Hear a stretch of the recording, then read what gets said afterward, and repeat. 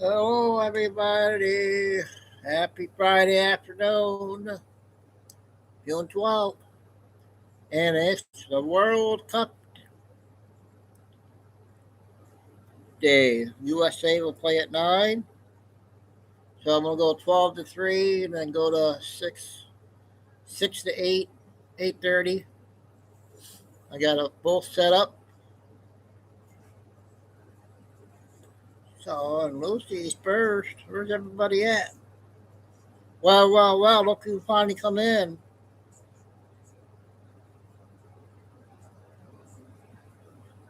Yep.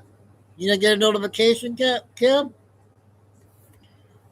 I had it set up earlier for Lucy, so her mom can listen because she's at work. So Lucy, mom, hello, happy Friday, everybody.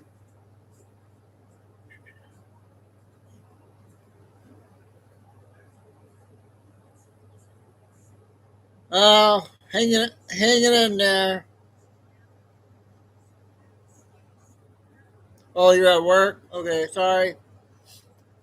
Um, Yesterday was a hot day, but me and Chico made it through. I took him to the park this morning because it got a cool breeze and got his nails all done.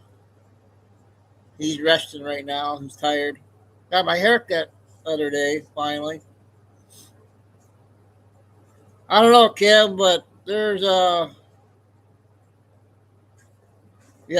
I don't know how many people will be on chat, but a lot of people listen while they're at work, so I know that there won't be that many people.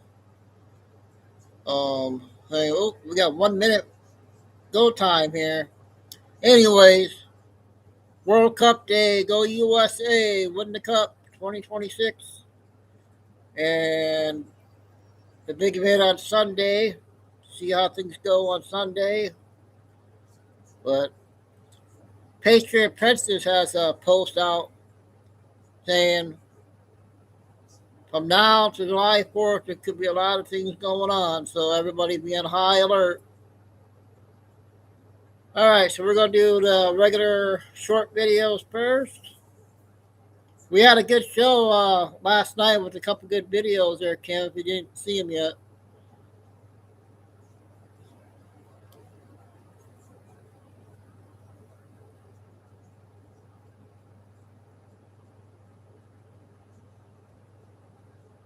So we are going to get started.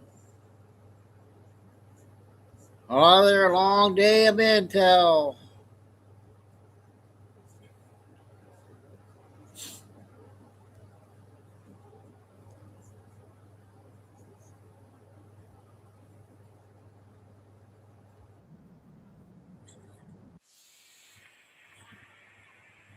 Postal Service proposed a new pushing states to turn over their mail-in and absentee voter rolls to the agency. The agency's proposed rule would create a mail-in and absentee participation list. The state would first submit to the USPS a list of voters who are submitting mail-in ballots for that election, along with each voter's corresponding personalized barcode on their ballots. Then the USPS would return a final mail-in and absentee participation list to each state's chief election official to finalize the names of all enrolled voters in the state and the barcodes associated with their ballots. The move is in line with President Donald Trump's March executive order tightening regulations on mail-in voting in federal elections.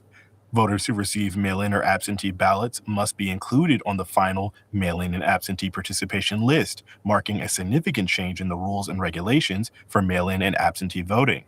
The USPS issued the proposed rule on May 29th, one day after Trump-nominated District Judge Carl J. Nichols in the District of Columbia denied Democrats' injunction request against the mail-in voting executive order.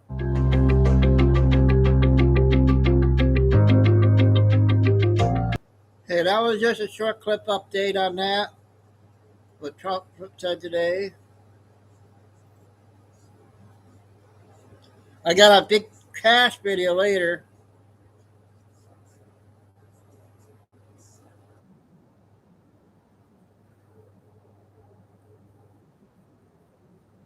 Respectfully decline to answer the question. pursuant to my Fifth Amendment rights under the Constitution. What are Do you you regret hiding? any of the things that you said or any of the things that ActBlue has done in the past in regards to foreign donations? On the advice of counsel, I respect. There they go again, guys. What are they hiding? How much money they're getting paid to do this? Oh, why do they gotta lie? They can't just tell the truth. Respectfully decline to answer the question pursuant to my Fifth Amendment rights. I want to make sure I'm respectful. Is it Ms. Jones or Ms. Wallace-Jones? On the advice of counsel, I respectfully decline to answer the question pursuant to my Fifth Amendment rights under the Constitution. Well, she was consistent. The CEO of ActBlue, her name is Regina Wallace-Jones, by the way, took the Fifth dozens of times when asked about allegations that the group funneled foreign donations to Democratic campaigns. It would be an enormous scandal. A few months back, the New York Times published a devastating investigation of ActBlue, also accusing the group of misleading Congress. Wow. And here's why it's important. The fundraising powerhouse raised over $1.8 billion for Democratic candidates last year alone. Congressman Jim Jordan, chairman of the House Judiciary Committee, is with us now. Okay. Why is she taking the Fifth? What would be the crime that you all think she may have committed? Well, her board chairman said $38 million was likely from a foreign contributions.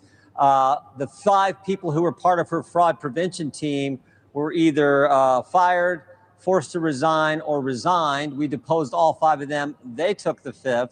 And as you pointed out, their outside legal counsel told Ms. Wallace-Jones, the response you gave in writing to Congress probably wasn't accurate. You may want to change that. It looks like you knowingly and willingly misled the Congress. And so when you lie to Congress, when all your fraud prevention team takes the Fifth, it's probably a good idea if you're in front of Congress, if you take the Fifth as well. Okay, so we also know other people who have taken the Fifth. I'm thinking of somebody who works about 16 blocks from you as well, or lives there as well. That is not an admission of a crime, is it? You got to prove something, which so far hasn't happened. No, I don't know that President Trump ever got on the witness stand and exercised the Fifth. He just didn't testify in a criminal proceeding, which you're allowed to do. That's a little different than taking the Fifth. We knew Ms. Wallace-Jones.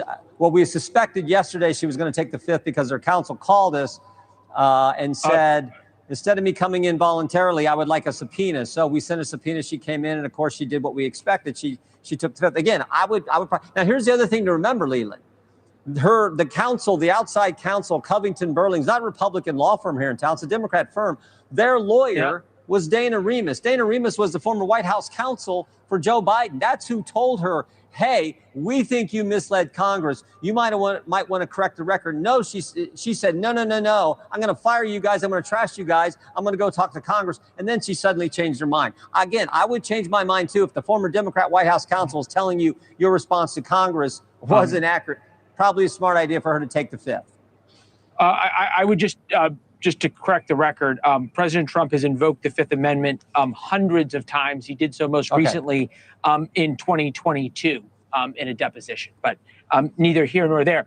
What proof do we have that she has committed, again, crimes? And the flip side is whether or not this has been done by effectively the same group on the right, which is a group called Win Red.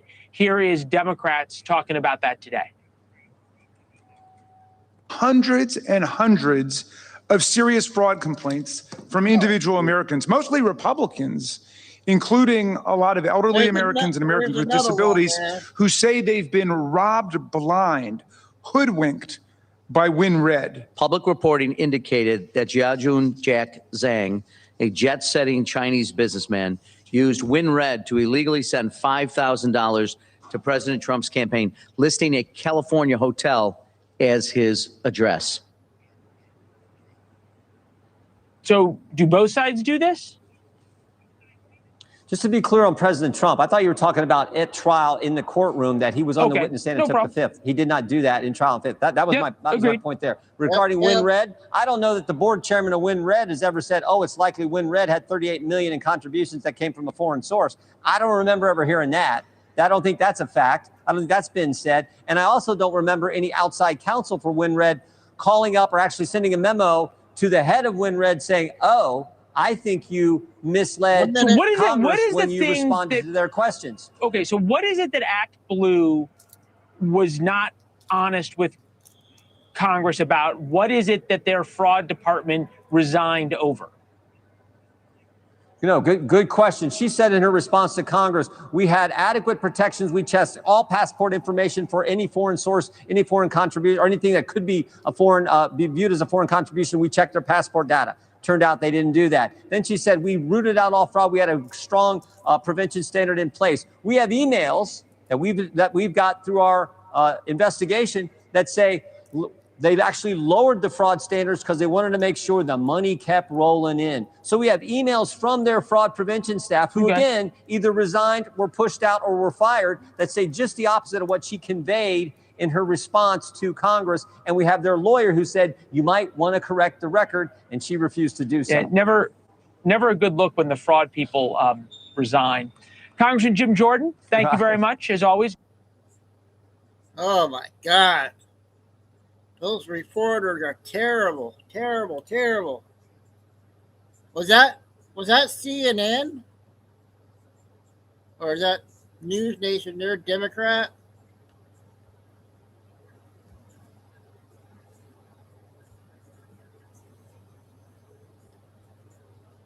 I'm going to play this one. I might have played it yesterday, but some people might have missed it. This is a Portland one. 5 minutes here. Tell people that I haven't quit smiling since I've been Secretary of the Department of Homeland Security, but I have to take that back because when we start digging into these cases and you start hearing the absolute horrific things that took place underneath the Biden administration, under true neglect at best and criminal at worst, to allow 450,000 kids to go missing throughout this country. President Trump has made it a point to go find these kids. And because of our partnership with HHS and DOJ, Department of Homeland Security, truly using the best of the best, which the Democrats sometimes want to demonize, because a lot of times this is ICE, this is HSI, this is CBP. These individuals that the Democrats seem to want to defund, but because of President Trump, we finally funded them for 3 years. We're able to push and go find these kids. We found 146,000 kids so far. 146,000 kids. We still have nearly 100,000 missing. Yeah, Marie, I don't know if I played that yesterday. I can't remember what. It's good to replay this one. It's real important. We're investigating reports to where some of these kids claim that they were raped 600 to 700 times. I don't care who you are. I don't care if you have kids, you don't have kids. I don't care if you're a liberal, you're independent, you're a Democrat, you're a Republican. If you can't stand for law enforcement to go find these kids, who are you? Who are you? Every leader should understand what's going on. And do you know where we're finding the most of them? Sanctuary cities. Wow. Because they know they're safe. That's why they're called sanctuary cities. Because of President Trump's leadership, we're going into those sanctuary cities. We have mayors like Mandami in New York who want to say you're not welcome. As a mayor, he knows what's happening on the streets. He knows who he's harboring, and at this point in abating. By saying that we can't go operate, we're going to. We're going to go find the worst of the worst. We're going to rescue as many kids as we possibly can. We're going to enforce our nation's laws, and we're going to right the wrongs that the Biden administration turned a blind eye to. It's because of President Trump's leadership. It's horrific to what's happening right in our own country because of 4 years of a blind eye that allowed unvetted sponsors to come pick up 450,000 kids on our borders, knowing their reports, while the Biden administration was in office, their own reports was reporting that over a third of the females, regardless of age, was sexually assaulted before they made it to their border. They knew it was human traffickers that were trafficking these young kids to the border, and then they were unvetting or refusing to vet the so-called sponsors, and there was 0 wellness checks. And they want to claim that Republicans, because we're enforcing the laws, is inhumane somehow? What's inhumane about taking care of our kids? As a father of 6 with 3 young girls, I will do whatever I have to do. I will move heaven and hell to go find these kids. And guess what? The same individuals that the Democrats want to demonize every single day, which is our law enforcement, is out there doing that job. And I am proud as I can possibly be to sit here as secretary to say, because of our relationship with DOJ, with HHS, and this administration, we're going to find you. And those that preyed on these young kids, we're going to bring you to justice. We're going to charge you. And we're going to work side by side with Todd Blanche and DOJ to make sure you pay for your crimes. So I want to thank President Trump. I want to thank Secretary Kennedy. I want to thank Acting Attorney General Todd Blanche for helping us fight against the worst of the worst and bringing them to justice. That's what it's all about, saving the children, right? After months.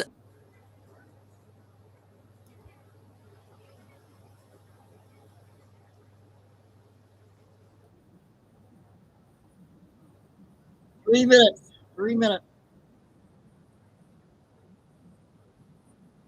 120 biolabs in over 30 countries.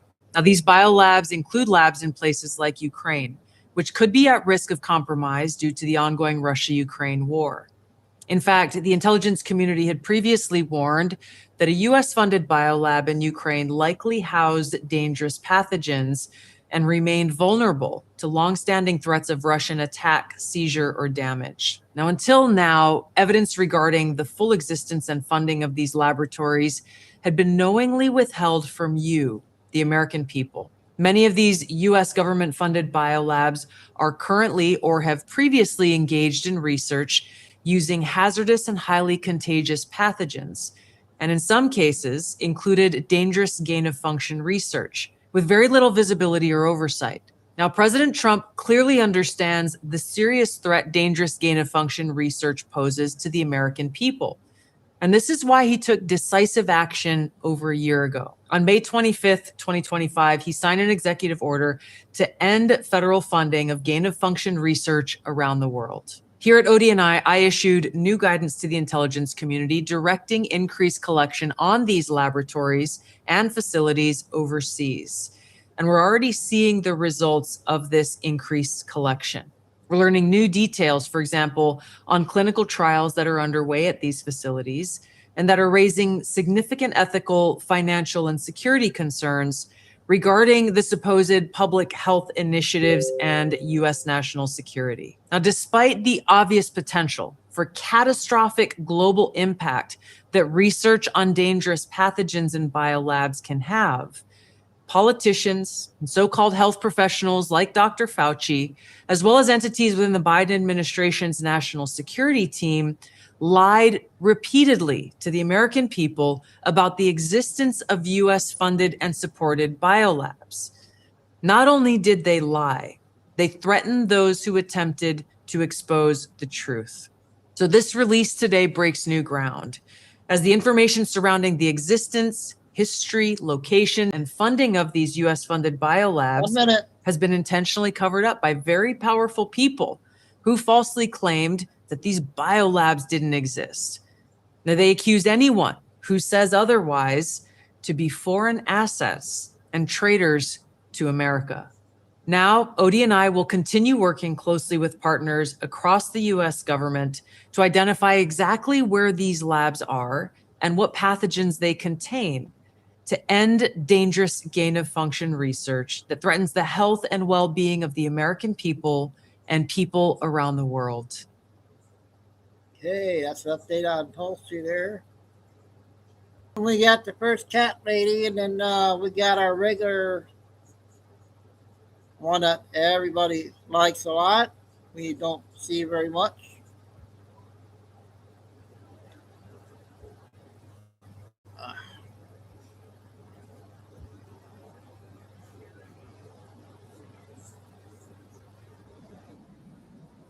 About 3 minutes.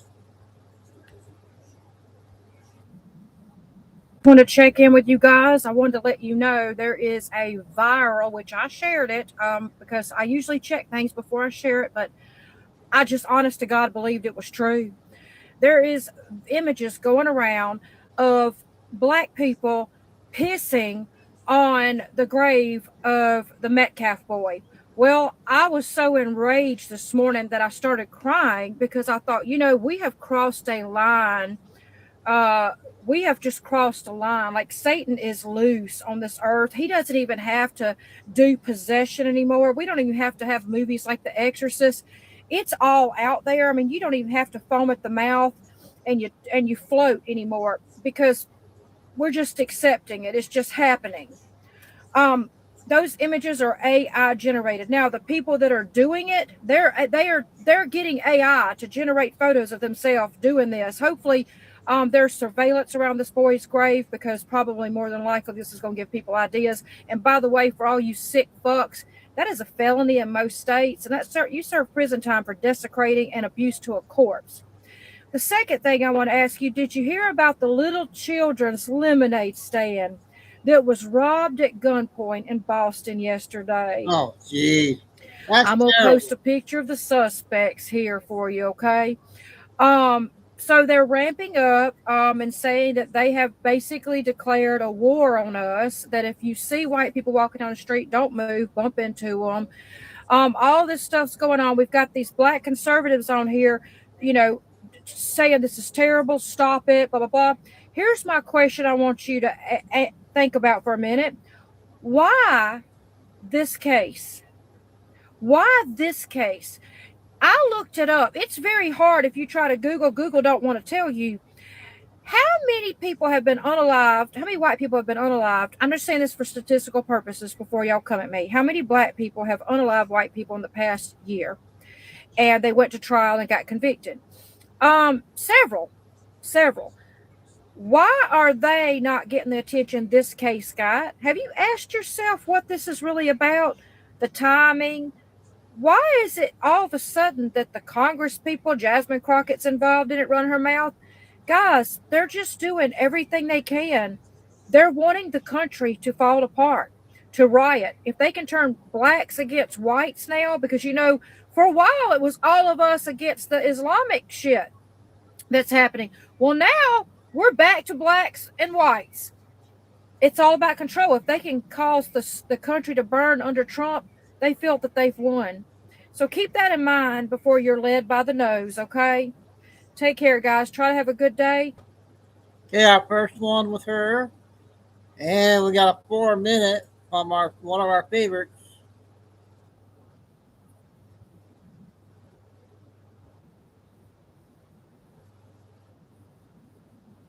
Because I'm Black, then you can simply unfollow me. To everybody sending me death threats, threatening my life, calling me all kind of names because I refuse to stand with Carmelo Anthony, you can unfollow me. You don't have to be on my page. Because what you are not about to do, you are not about to convince me that I have to support Carmelo Anthony because we share the same skin color. You are not about to convince me or tell me that I have to stand with Carmelo Anthony because he is black. He killed an innocent young boy. I don't give a shit about the skin color, okay? You don't gotta remind me that I'm black. I know I'm black. I'm not freaking blonde. I look in the mirror every single day. I know that I'm black. But that don't mean a damn thing when it comes to this situation right here. Color don't have anything to do with it. It has everything to do with somebody killing somebody that they had no business killing. It was not self-defense. He murdered that young boy. And y'all think it's okay because he's white? And you don't want to, and you want to threaten me? And you want to call me out? I don't want to be around anybody. I don't want to be associated with anybody who thinks it is okay for a young man, a young teenager, to be murdered all because he's white. If you think that's okay, I don't want you in my life. I don't want to be anywhere near you. I don't want you following me, and I'm not going to follow you, okay? Y'all are freaking evil and full of hatred and straight up racist. To all you black people that accuse white people of being racist, but y'all stand with Carmelo Anthony and y'all think it's okay that he killed an innocent white boy, y'all are freaking racist. Y'all are the real racist ones. Because these white people that are standing up, that have been asking for justice for Austin, it's not because of his race. It's because he did not deserve to be stabbed at school. The disclaimer you put up. That's why. It has nothing to do with race. So if you got a problem with me being black and not standing with some damn killer, a criminal who decided to stab an innocent person, I don't want to have anything to do with you. I don't care. Keep threatening me. You can say that I'm not black anymore. Say what you want. I don't give a damn. Because this is about right and wrong. And y'all are straight up wrong for standing with Carmelo Anthony, knowing he had no business bringing a knife to school, knowing he had no business stabbing that boy, when kids fight at school all the time. A lot of y'all kids fight at school. Do you want them to get stabbed? And according to witnesses, Carmelo Anthony started it. But let's say that Austin did. He still did not deserve to be stabbed and killed at school. Period.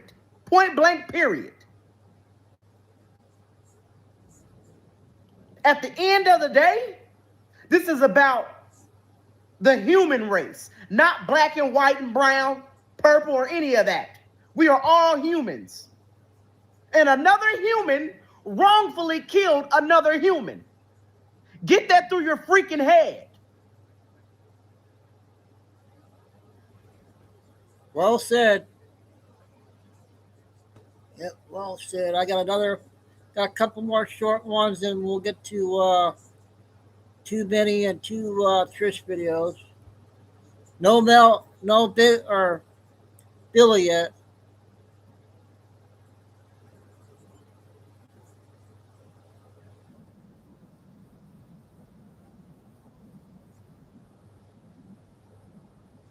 On Skid Row, being used for political reasons. Fox 11's Matthew Sudorf reporting tonight from Skid Row. Do you want to speak with us real quick? No. The heart of LA's homeless crisis on Skid Row. What's it like out here? It's nice. Fun. It's fun? Mm-hmm. Now the center of concerning questions about signature gathering and voter registration. They're just trying to collect signatures, get paid, and so in return, we'll offer you a few bucks, and there you go on your merry way. Some say they've never seen it. No, I've never seen any of that. It's happening. For sure it's happening. Others say it happens all the time. How often do you see these signature signer people? Every day. People on Skid Row with clipboards accused of offering money or cigarettes in exchange for signing documents. They will pay you to fill out a petition. Cigarettes, there you go. Money, here you go. What kind of stuff do they want you to sign? Just those are like petitions and stuff like that? Like promises like housing or, oh, this is for like a new governor or something like that. What address do people put on there? Most people use that just right there. Do they also try to get you registered to vote? They can, but that's not bad. That's not a bad thing. But yeah, they have a way to register you to vote. Earlier this week, Brenda Armstrong pleaded guilty in federal court to paying another person to register to vote, which is illegal. According to her plea agreement, Armstrong spent nearly 2 decades working as a paid petition circulator, oftentimes on Skid Row. It's the biggest group of mass people, gathered in one place. But also you have the most people who won't do nothing without a dollar because they're half of them on drugs. You know what I'm saying? Outside LA City Hall, only about a mile away, some people say that they see these signature collectors here as well. It's that you sign, like you're voting. You gotta send us this. So they give you the name to sign? Everything. So you're not even giving your own name? According to the California Post, voting records show 1,160 people with a voter registration address here, the Midnight Mission on Skid Row. We asked the LA County Registrar how this could be possible when the shelter has just 120 beds. They say individuals experiencing homelessness may register by identifying a location where they regularly stay. They have us like a name already set for us, and they just want their little signature. So they give you names to sign? Yeah, a lot of them do. Federal prosecutors say their investigation continues as questions grow behind some of those signatures. I think that is stupid because most people here on Skid Row have nothing that they can actually use. Tonight, it's unclear who's getting these signatures and for what. A whole lot of questions remain. Reporting downtown, Matthew Seedorf, Fox 11 News. All right, more what you call garbage, right? Hey, I got a couple new ones I just found, but we're going to continue here.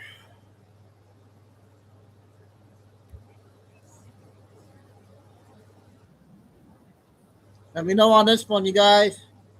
4 minutes. But more and more people are being reached by the gospel. The church is being sifted. And the distinction between those who truly belong to Christ and those who simply profess his name is becoming unmistakably clear. And Jesus gave us the categories: wheat and tares. Both grow together, often indistinguishable at first, but in time, and especially under pressure, the difference becomes visible. And here's the sobering reality. Pressure reveals character. When the world presses us in and following Christ becomes inconvenient, even dangerous, it'll be clear who has built their house on the rock and who is built on sand. So ask yourself, will you be among those whose love grows cold?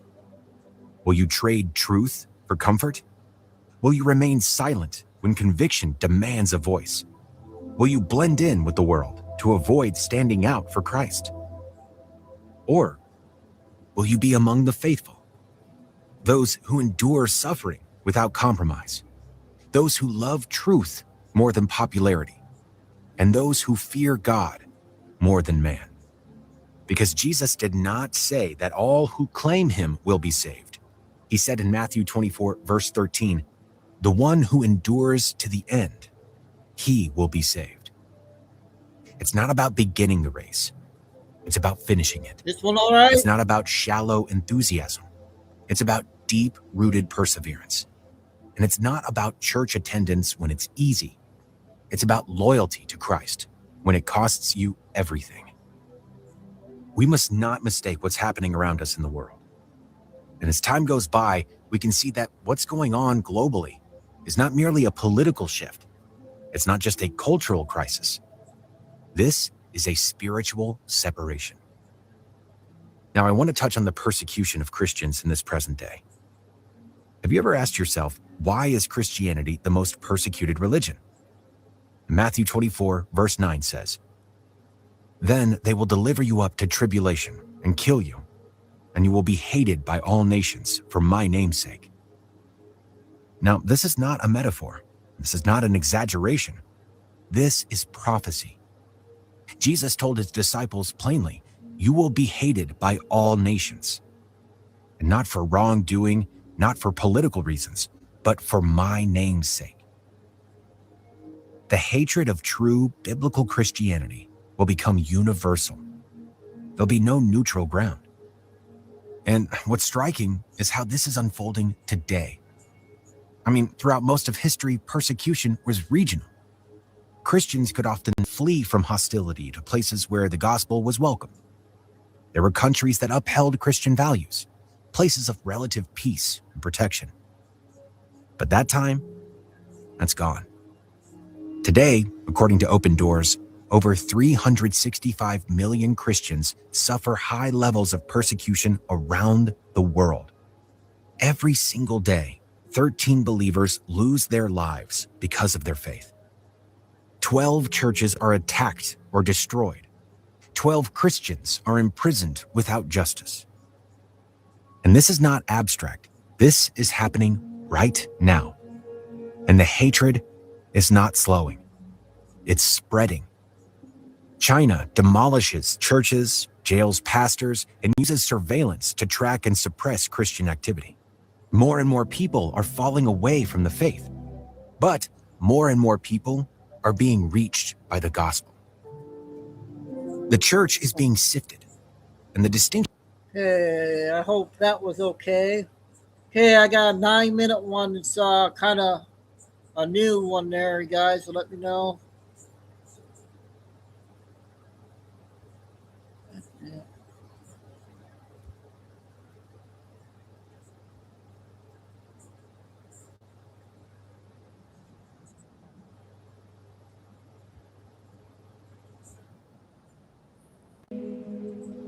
June 11, 2026. The signing is coming. Today, President Trump announced that a framework has been approved by the United States, Israel, and 10 Islamic nations. The time and place of the signing will be announced shortly. This is what we have been watching for. Documented, verified, June 11, 2026. Read what just happened. Verified. Trump Truth Social Post, June 11, 2026. The announcement. In his own words, Donald J. Trump.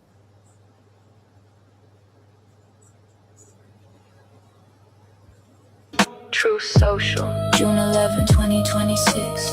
Based on the fact that discussions with the Islamic Republic of Iran have been brought to the highest level of Iranian leadership and approved, I have, as President of the United States of America, canceled the scheduled strikes and bombings against Iran this evening. Discussions and final points have been, in both concept and great detail, approved by all parties involved, including the United States, Israel, Saudi. Yeah, I have to stop it. Because be safe here. Arabia, UAE, Qatar, Turkey, Pakistan, Bahrain, Kuwait, Jordan, Egypt, and others. The naval blockade will remain in full force and effect until this transaction is finalized. Time and place of the signing to be announced shortly. The nations named in the announcement. This is the 12-nation framework. Assembled, read the list of nations Trump named carefully. These are the same nations we have been tracking in the Abraham Accords framework. The same nations the Cubby Box Dream showed in October 2025. Before any of this was public, the dream showed 12 compartments. The announcement names these nations. Israel is the centerpiece of every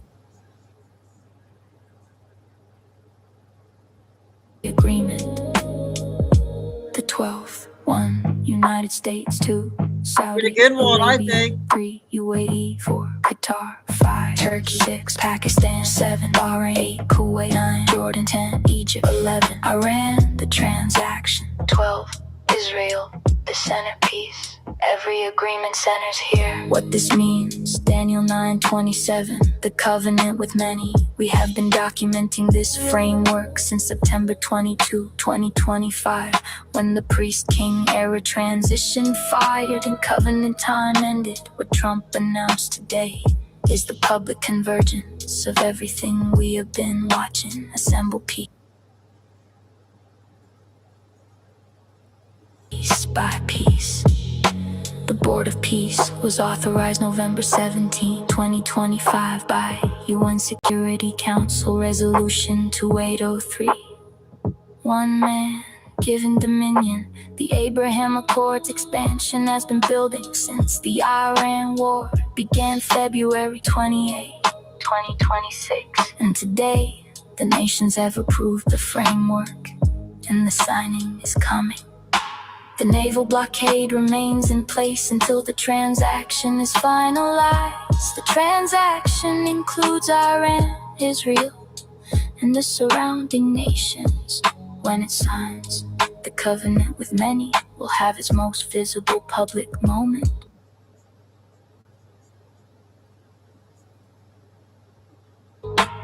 Alpha Covenant, September 23rd, Omega Covenant now. We are noting honestly that the elements described in that verse, a covenant confirmed with many nations centered on Israel, are assembling in documented real-world events in our lifetime. And this week, on this day, Daniel 9:27, he shall confirm a covenant with many for 1 week. The Hebrew word higdir, to cause to prevail, to be given dominion over, to confirm, not necessarily a single signing ceremony, a framework confirmed by many nations, centered on Israel, assembled over time. What was announced today is the closest public moment to that description we have seen in our lifetime. The signing location and time will be announced shortly. Watch carefully.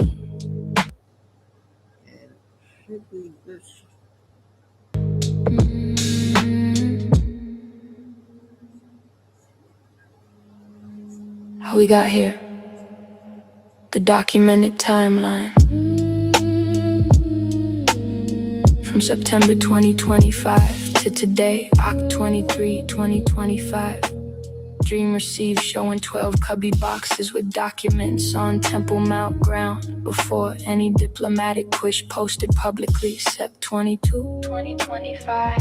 Priest King era transition covenant time ends. Beast clock begins. Alpha covenant agreed on. Sep 23, 2025. Trump meets 8 Islamic leaders at the UN presence's peace plan. Hands raised in agreement. The rabbi, the many, receiving the covenant framework. Nov 17, 2025. UN Resolution 2803-13 to 0 Board of Peace authorized 1 man given dominion over the covenant territory.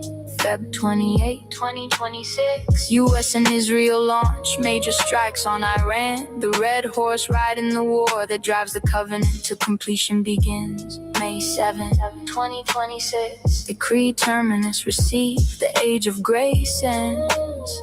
The age of wrath begins. June 11, 2026. Today, Trump announces framework approved by the United States, Israel, Saudi Arabia, UAE, Qatar, Turkey, Pakistan, Bahrain, Kuwait, Jordan, Egypt, and others. The naval blockade holds until signing time and place to be. One more time, I'll stop announced shortly. Hold on, what we don't know. Honest about the limits. We don't know exactly when the signing will happen or what it will contain, and full Trump has announced deals before that have fallen through the naval blockade remaining in place. Suggests this is not fully finalized yet. What we do know is that the nation's name, the framework described, than the covenant structure. Assembling around Israel is exactly what scripture pointed to, and exactly what multiple watchmen documented ahead of time. Watch, pray, do not be moved by fear. Whatever this signing produces, the one who told the watchman it was coming is the same one who holds it in his hand. The signing is coming, the dream showed it before the diplomacy began. The watchmen documented it as it assembled. Today the nations confirmed it in their own words. None of my words will be postponed anymore. The word which I speak will be done. Ezekiel 12:28. The signing is coming. June 11, 2020, say verified. From Trump, Truth, Social, CNN, Times of Israel, CBS, Daniel 9:20 says.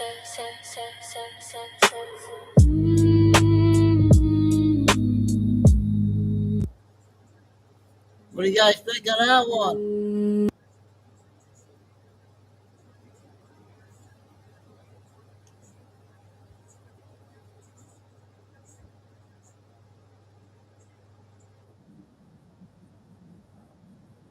One minute.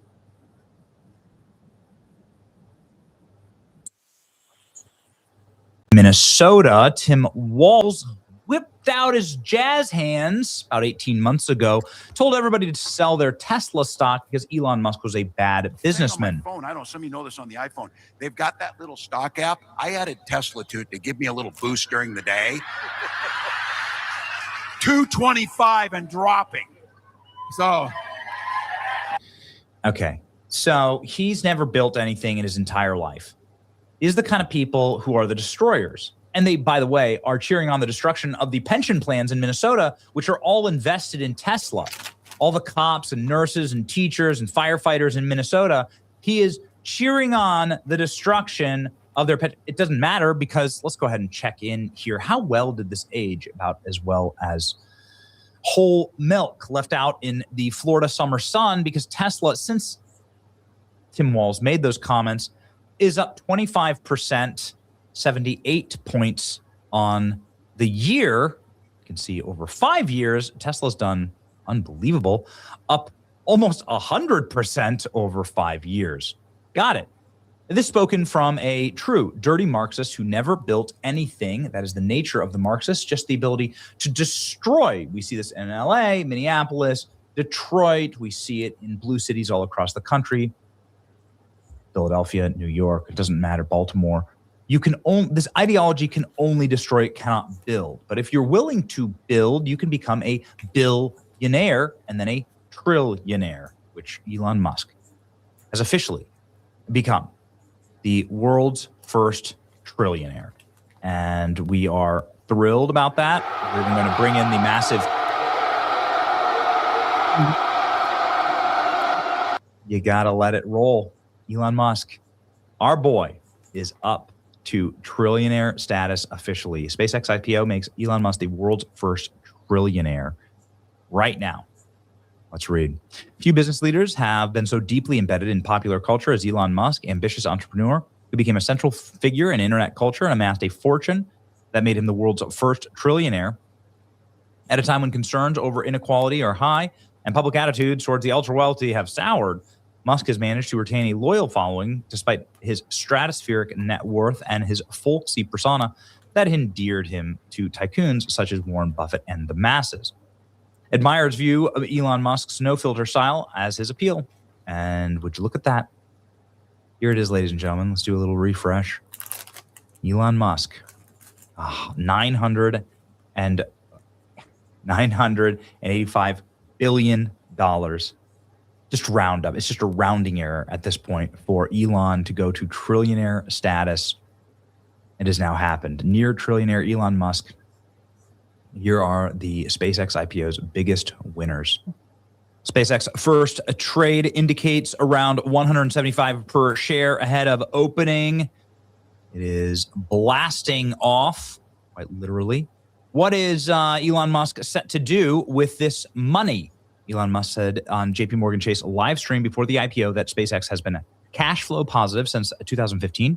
He said he wanted to take SpaceX public to raise capital for significant growth phase, which plans to put over 100,000 satellites in orbit for communications and build artificial intelligence data centers in space, along with other initiatives. Elon Musk, who's poised to become the world's first trillionaire. Bases combined, SpaceX and Tesla started the company's reusable rocket maker, but only the profitable part of the business today is Starlink satellite internet division right now. The reusable rocket company, though, is selling 555 million shares for $135 apiece. The deal values SpaceX at $1.77 trillion, making it the 7th most valuable U.S. company, ahead of Tesla, Musk's electric car maker. There it is. Elon Musk about to become the world's first trillionaire. Started in a warehouse from nothing. The American dream is here. So there's the ticker. You can see right here, it's still at 135. It's awaiting liftoff here. First trillionaire. Nobody deserves it more. There will never be a trillionaire in our lifetime. Maybe at least in the next 100 years. Meanwhile, SpaceX CEO, yeah. Careful who you listen to. Careful who you listen to. So well done, Elon Musk. Obviously, maybe now you can afford to take AOC out on a date. AOC. I hope so, David. With 0 life achievements. Elon Musk is a scientist. He's not even an engineer. He's a billionaire con man with a lot of money. Elon Musk correcting. Billionaire. Trillionaire. Ladies and gentlemen, Elon Musk has officially become history's first trillionaire, surpassing net worth of $1.1 trillion. There it is. Elon Musk's, it deserves an actual watch. His speech after the launch of the largest IPO in history, becoming the first trillionaire in history. Just a reminder that Elon Musk is on a very special journey.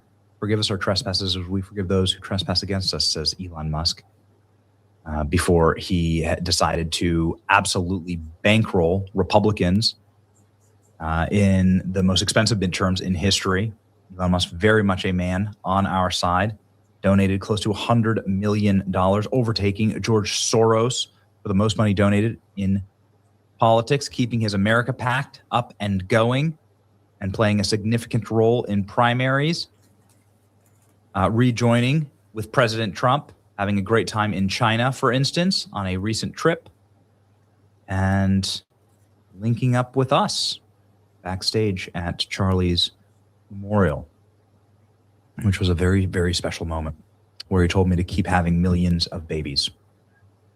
These were his words, along with, if we don't hang together, we will surely hang separately, is what Elon told me.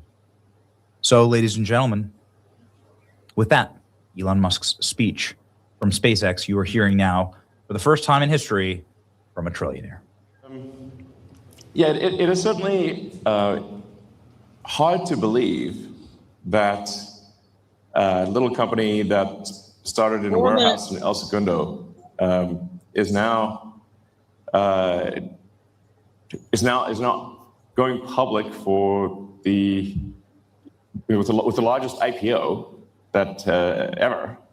And let me tell you, if people had told me this was going to happen, I was like, man, you must be smoking some really good crack, because I think this company's going to fail. I mean, I gave SpaceX less than a 10% chance of succeeding at all, to be clear. In fact, I told people this. I said, look, we're probably going to fail, but we should give it a try, because if we don't, if there's not a new company that enters space, we will never be a truly spacefaring civilization. While the other aerospace companies, they build good rockets and everything, they were simply not pursuing the technology that's necessary to make life multiplanetary.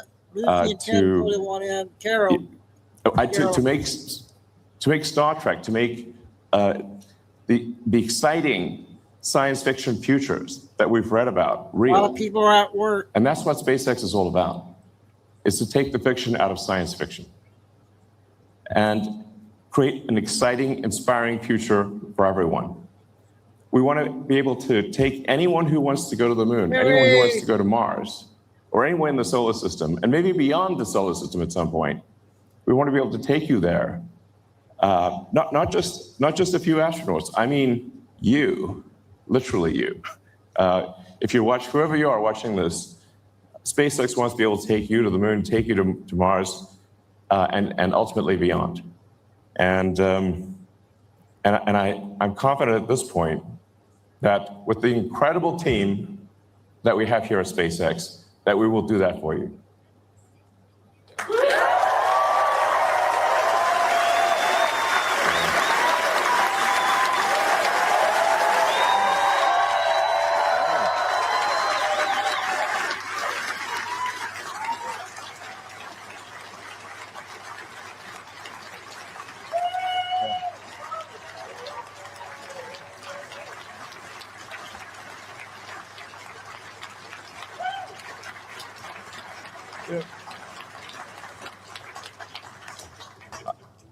I always think about this. There are always problems on Earth. There are always problems on Earth. There are always things that we wish to be better, that we want to solve here on Earth, and we should solve them. But there also have to be things that get you excited about the future, that make you glad to wake up in the morning, because you can't wait to see what happens next. And that's the future that SpaceX wants to bring to you. Yeah.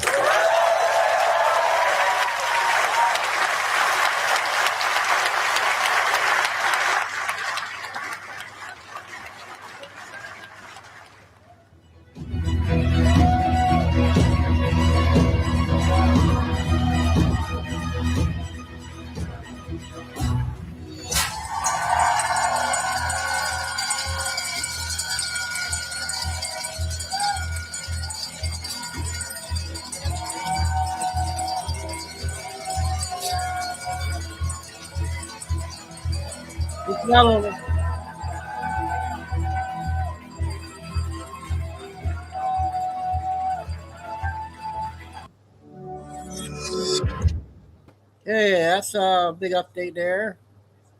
So I just got a new one, you guys. So let me know on when to not to play it or stop it. It's our first long one, 24 minutes. So we'll see how this one is.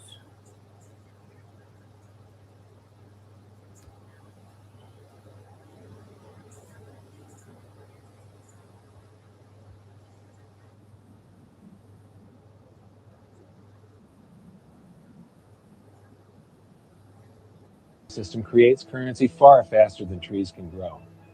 Most people don't have a clue how currency is created. We know. Economists and bankers make it sound so complex that people think they can't understand it.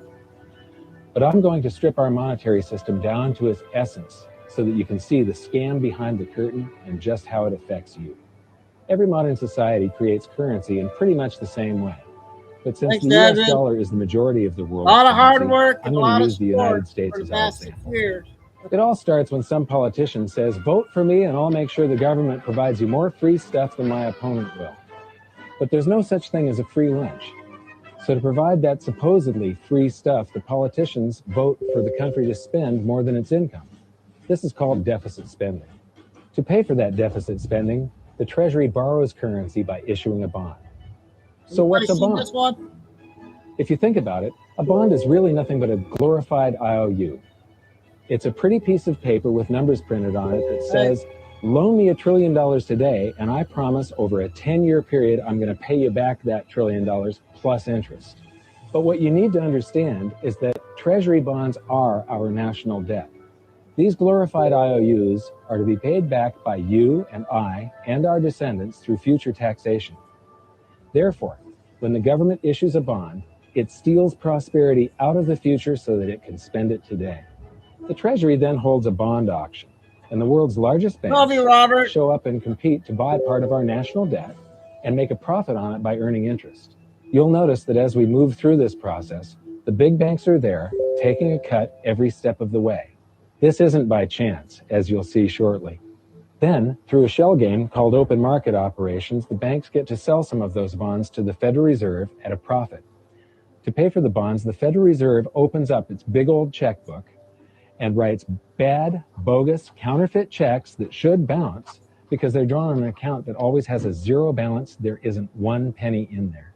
To quote from the Boston Federal Reserve, when you or I write a check, there must be sufficient funds in our account to cover that check. But when the Federal Reserve writes a check, there is no bank deposit on which that check is drawn. When the Federal Reserve writes a check, it is creating money. The Fed then hands those checks to the banks, and at this point, currency springs into existence.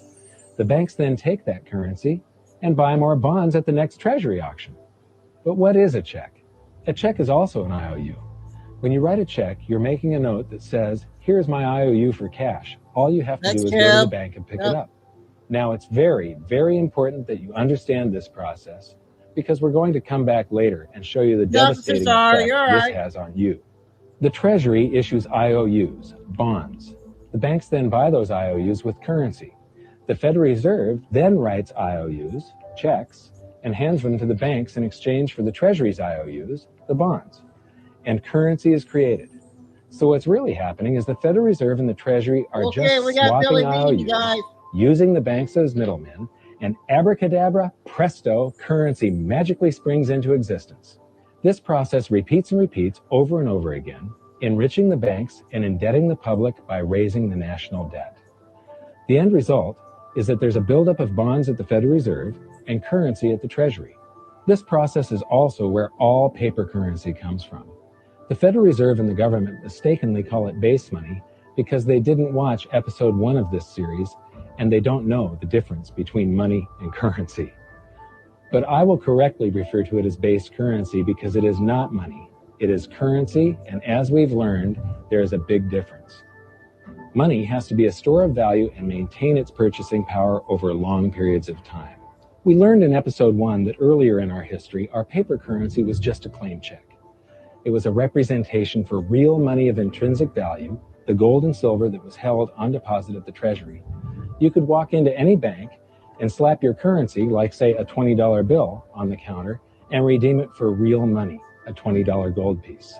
But now, this base currency that's piling up back here is really nothing but a receipt or a claim check on an IOU, that bond.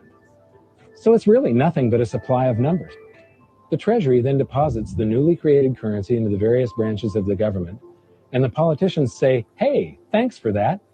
And the government does some deficit spending on public works, social programs, and war. This is the government employees, contractors, and soldiers then deposit their pay in the banks. Now, this may come as a shock to you, but when you deposit your currency with the bank, you're not actually depositing it into an account to be safely held in trust for you. Instead, you're actually loaning the bank your currency, and within certain legal limits, they can do with it pretty much anything they please. This includes gambling in the stock market and loaning it out, at a profit, of course. Now, this is where the machine of currency creation really gets cranking, because this is where something called fractional reserve lending comes into play. Fractional reserve lending is exactly what it says. The banks are allowed to reserve only a fraction of your deposit and loan the rest out. Although reserve ratios may vary, I'm going to use a 10% reserve ratio as our example. If you deposit $100 in your account, the bank can legally take $90 of it and loan it out without telling you. The bank must hold $10 of your deposit in reserve just in case you want some of it. These reserves are called vault cash. But why does your bank account still say you have $100 if the bank has stolen $90 of it? Because the bank left IOUs it created, called bank credit, in its place. Now, I know this sounds crazy, but here it is in black and white from the Fed. Commercial banks create checkbook money when they grant a loan simply by adding new deposit dollars in accounts on their books in exchange for a borrower's IOU. These are nothing but numbers that the banks type into their computers. And even though these bank credit IOU numbers are very different from base currency numbers, because they only exist in computers, they are still currency. So now there is $190 in existence. Now, the reason people take out loans from the banks is to buy something. They're going to buy a house or a car or something like that. So the borrower takes the $90 that the bank loaned to him from your account, and he pays the seller of the item. But then the seller deposits that currency into his account, and his bank loans out 90% of that and leaves bank credit numbers in its place. So now there's $271 in existence. This process repeats and repeats until under a 10% reserve ratio, an initial deposit of just $100 can create up to $1,000 of bank credit, all backed by $100 of vault cash, just 10%. But as I said, reserve ratios vary wildly. On some deposits, it's 10%, on others, it's 3%, and on some forms of deposits, reserve requirements are 0. The result is that the expansion of the currency supply by the banks is far greater than even this example would lead you to believe. So once again, when currency is deposited in the banks get to lend it out, and then it gets redeposited and relent, redeposited and relent, redeposited and relent over and over again, creating bank credit all the way. This is where the vast majority of our currency supply comes from. In fact, 92 to 96% of all currency in existence is created not by the government, but here in the banking system. Now, massive amounts of currency spewing into society may at first sound like a fun idea. That is, until you remember one of the most important hidden secrets of money from episode 1, that the prices of everyday goods and services act as a sponge on an expanding currency supply. The more currency we have, the more prices rise. This is where inflation comes from. The true definition of inflation is an expansion of the currency supply. Rising prices are merely the symptom. So our entire currency supply is nothing but a couple of bucks whipped up in this hocus-pocus scam where the Treasury and the Federal Reserve swap glorified IOUs, and a bunch of numbers that the banks just type into their computers. That's it. That's our entire currency supply. It's nothing but a supply of numbers. Some of them printed, most of them typed. And there is nothing else. But if you thought that was crazy, get ready to enter the twilight zone of modern economics. We work for some of that currency supply. True wealth is your time, but we trade away moments of our lives, hour by hour, day by day, and year by year, for numbers that somebody printed on pieces of paper or just typed into a computer. Now those numbers represent our blood, sweat, tears, labor, ideas, and talent. We are what gives the currency its value. But here comes the really cruel joke. We work hard so that we can save some of that currency, so that we can pay the tax collector in the United States, it's known as the IRS. They then turn it over to the Treasury so that the Treasury can pay the principal plus interest on that bond that the Federal Reserve bought with a check drawn on an account that has nothing in it. Now let's do a recap on this section because this is where the system begins to rob you and I on a massive scale. Much of our taxes are not used for schools, roads, and public services, but to pay interest on bonds that the Federal Reserve bought with a check drawn on an account that has nothing in it. The Federal Reserve is committing fraud. But here's one of the biggest secrets of them all. Before the establishment of the Federal Reserve, there was no need for personal income tax. The Federal Reserve was created in 1913, and that very same year, the Constitution was amended to allow income tax. Do you really think this was just a coincidence? Ask yourself how much income tax you've paid over your lifetime. Much of it has been silently siphoned away into the hands of those who own the system. Yes, this system has owners. Who they are is an even bigger secret that we'll get to shortly.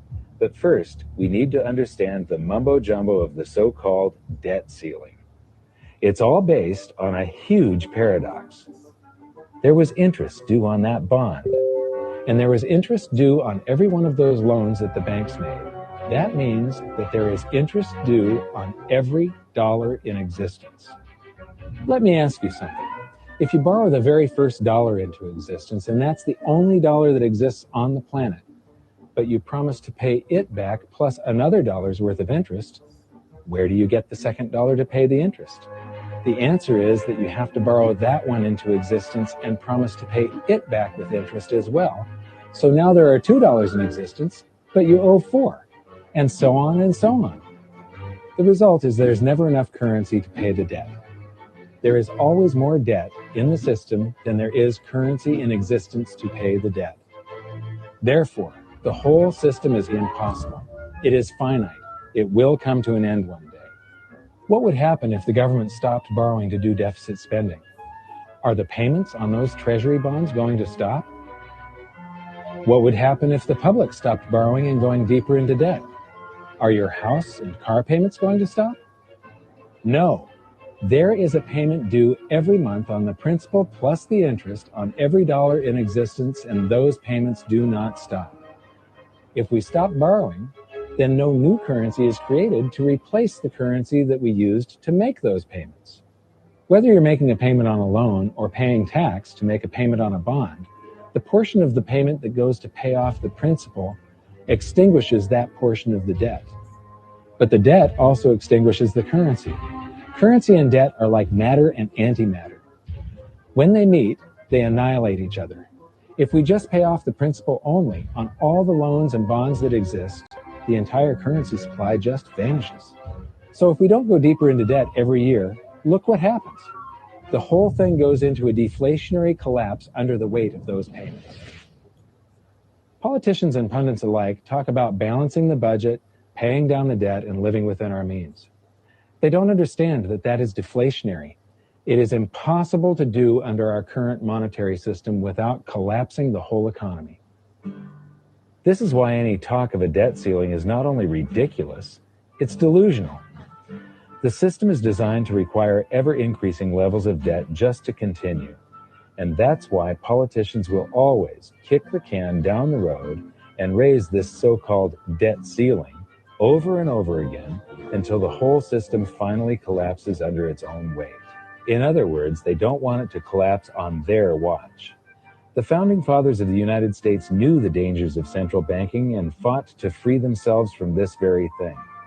The Revolutionary War started out as a tax revolt, but now we must pay tax just to have a monetary system. Hey, 10 minutes. Having just suffered through the hyperinflation of the continental dollar, which was printed into oblivion to finance the Revolutionary War, they understood the dangers of fiat currency and debt-based monetary systems. So to protect future generations from institutional theft and out-of-control government, they wrote into the Constitution that only gold and silver can be money for the simple fact that you can't print them. Our current system is not only unconstitutional, but it robs us of the liberty and prosperity our forefathers fought and died for. We are all feeling the effects of ignoring the Constitution right now. By forcing more currency into circulation, our purchasing power is diluted. Inflation is a slow and insidious stealth tax that is simply the result of this debt-based monetary system. This system empowers and benefits those who create the currency and receive it first, as they get to spend it into circulation before it has an effect on the economy. They're stealing purchasing power from you and transferring it to the banks and the government every hour of every day because of this false monetary system. And it's not like the people at the top don't know this. To quote the Federal Reserve, the decrease in purchasing power incurred by the holders of money due to inflation imparts gains to the issuers of money. This is a fraud. It is a pyramid scheme. It is a Ponzi scheme. It's a scam, and it's a lie. Our entire monetary system is nothing but a form of legalized theft. But here's the biggest con job of them all. The Federal Reserve is not federal. It has stockholders. There is no federal agency that has stockholders. What's a stockholder? A share of stock represents a percentage of ownership in a corporation. So the stockholders are the owners of that corporation. Therefore, the Federal Reserve is a private corporation with owners. And you can see it for yourself if you go to the Federal Reserve's website, and it will say the stockholders receive an annual dividend of 6%. Now, we know that the stock in the Federal Reserve was originally issued to the largest banks in the United States. But because of mergers and acquisitions through the years, you can't actually trace who owns the stock in the Federal Reserve. That's a very closely guarded secret. My guess would be that the owners are those primary dealers, the banks that get to make a profit by selling part of our national debt, those bonds, to the Federal Reserve, who buys them with a check from nothing. Then we pay tax to pay the principal and the interest on those bonds so that the Federal Reserve can pay the banks a 6% dividend. Don't be alarmed if you don't quite comprehend the deception of this system at first glance. Very few people do. It is purposely complex. I got it set. The economist John Maynard Keynes once wrote, "By this means, government may secretly and unobserved confiscate the wealth of the people, and not one man in a million will detect the theft." I believe that presented correctly, anyone can understand this system, regardless of how complex it is. So let's do a recap and break it down even more. The way the system works is that, step 1, the government creates glorified IOUs. These bonds increase our national debt and put the public on the hook to pay it back. Step 2, IOUs are swapped to create currency. The Treasury sells the bonds to the banks. The banks then turn around and sell our national debt at a profit to the Federal Reserve, which they probably own. The Federal Reserve then opens its checkbook that doesn't have a penny in it and buys those IOUs with IOUs that it writes, checks, on a checking account that has a zero balance. Then they give those checks to the banks and currency just springs into existence. And then the whole process repeats. This results in a buildup of bonds at the Federal Reserve and currency at the Treasury, which is really just a supply of numbers. The Treasury then deposits the numbers in the various branches of the government, and we get to step 3. The government spends the numbers on promises, public works, social programs, and war. Then the government employees, contractors, and soldiers deposit their pay into the banks, and we get to step 4, where the banks multiply the numbers by magically inventing more IOUs through fractional reserve lending, where they steal a portion of everyone's deposit and lend it out. That currency gets redeposited, and then a portion is stolen again. And the process repeats over and over, magnifying the currency supply exponentially. Then we work for some of those numbers, which brings us to step 5, where our numbers are taxed. We pay tax to the IRS, who then turns our numbers over to the Treasury, so the Treasury can pay the principal plus the interest on bonds that were purchased by the Federal Reserve with a check from nothing. Then we get to step 6, the debt ceiling delusion. The system is designed to require ever-increasing levels of debt and will eventually collapse under its own weight because politicians always kick the can down the road. They don't want it to collapse on their watch. And finally, step 7, the secret owners take their cut. The world's largest banks own the Federal Reserve. Those banks make a profit selling our national debt to the Fed. They make a profit when the Fed pays them interest on the reserves held at the Fed, and the Fed pays them a 6% dividend on their ownership of the Fed. This system is fundamentally evil. It funnels wealth from the working population to the government and the banking sector. It is the cause of the artificial booms and busts of modern economies, and it causes great disparity of wealth between the rich and the working class. And it is only possible because we no longer use real money, we use currency. But worst of all, it is a form of enslavement. Bond is the root word of bondage. Whenever a government issues a bond, it is a promise to make us pay tax in the future. Nobody asked you if you wanted to pay tax today for the prosperity we all enjoyed in the last century. Nobody is asking our children if they want to work hard in the future to pay for the prosperity we're enjoying now. George Washington once wrote to James Madison, "No generation has the right to contract debts greater than can be paid off during the course of its own existence." By stealing prosperity from tomorrow so we can spend it today, we enslave ourselves and future generations. Now, this all sounds pretty bad, but there is great hope, for you are the greatest threat to this false monetary system. This system relies on the public being ignorant of its workings. Please share this knowledge with everyone you know, because an informed public that fully understands the system can build a better future for generations to come. And now I leave you with this quote, widely attributed to a former director of the Bank of England. The modern banking system manufactures money out of nothing. The process is perhaps the most astounding piece of sleight of hand that was ever invented. Banking was conceived in inequity and born in sin. Bankers own the earth. Take it away from them, but leave them the power to create money and control credit, and with the flick of a pen, they will create enough money to buy it back again. But if you want to continue as the slaves of bankers and pay the cost of your own slavery, let them continue to create money and to control credit. This is the Federal Reserve in Washington, D.C. It's located on Constitution Street, and that is just as much of a joke as the New York Fed being located on Liberty Street. Both of them are unconstitutional, both of them limit our liberty, and they transfer wealth away from us every second of every day to the Federal Reserve, to the government, and to the banking sector. You are now among the 1 in a million who can detect the theft of your prosperity. So the big question is, what can you do about it? 1, watch this video until you can describe and teach it to others. Those who understand this system can make preparations for its unavoidable collapse and protect themselves. History shows that those who don't will probably be wiped out. 2, share this video with everyone, especially those you care about. All it takes is a mouse click or two to get this message in front of millions. Post this video on Facebook, tweet it, email it to loved ones. Please share it wherever you can. 3, join the conversation. The current world monetary system is based on a 300-year-old design meant to enrich a few at the expense of the many. There must be a better way. At hiddensecretsofmoney.com, we've created an open source platform for the design and development of a new world monetary system. We're calling on every economist, every student, every college, every bright mind, and anyone who cares to join the discussion.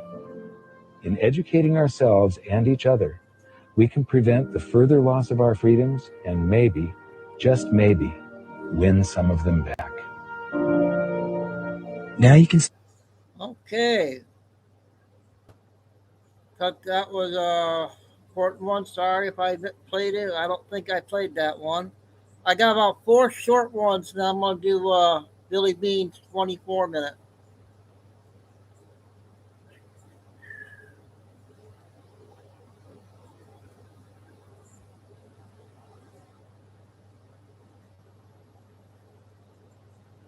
You guys remember this one?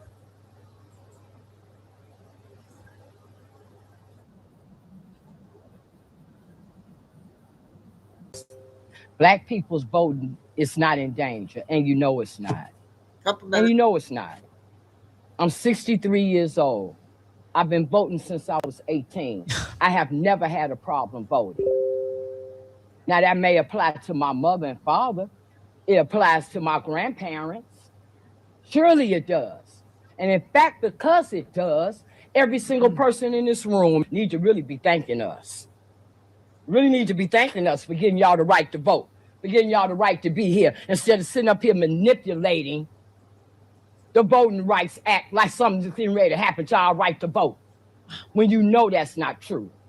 So now you all gonna drag black people in here, definitely some senior citizens, and gonna have them come up here and talk about how they scared to vote, how this messed up their right to vote, women need to vote, all that junk, when you know it's not true.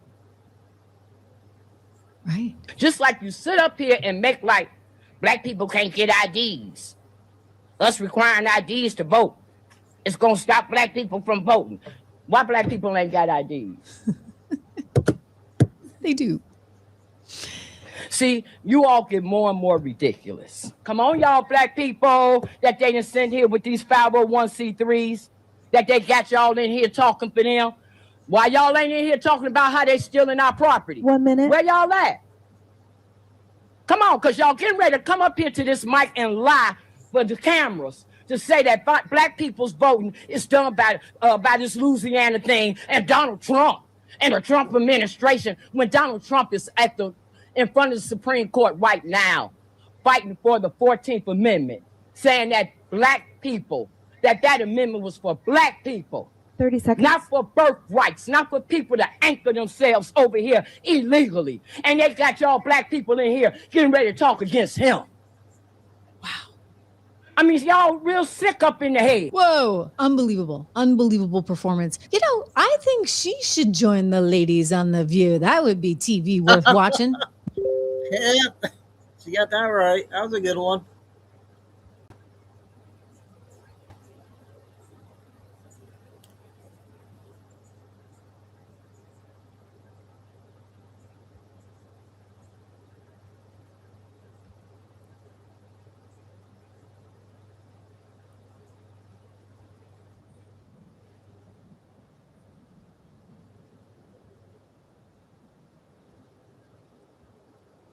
Guess the skies are too blue for them in Maryland.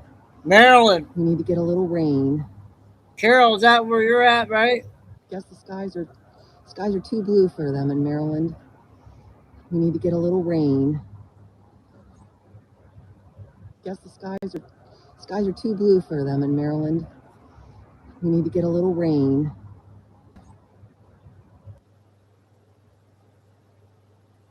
Another minute and a half.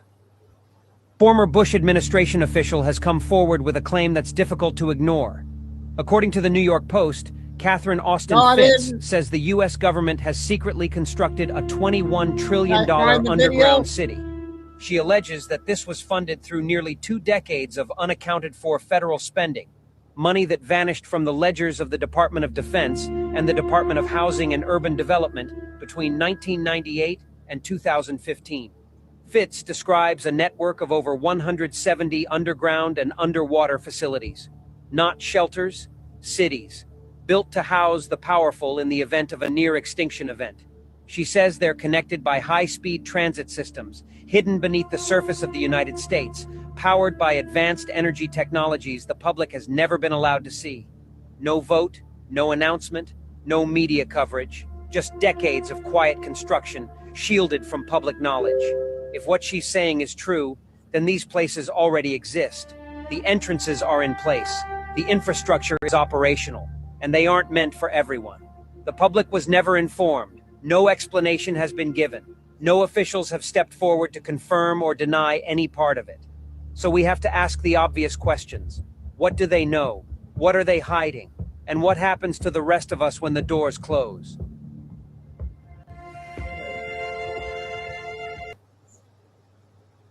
Interesting video there. Billy Bean time.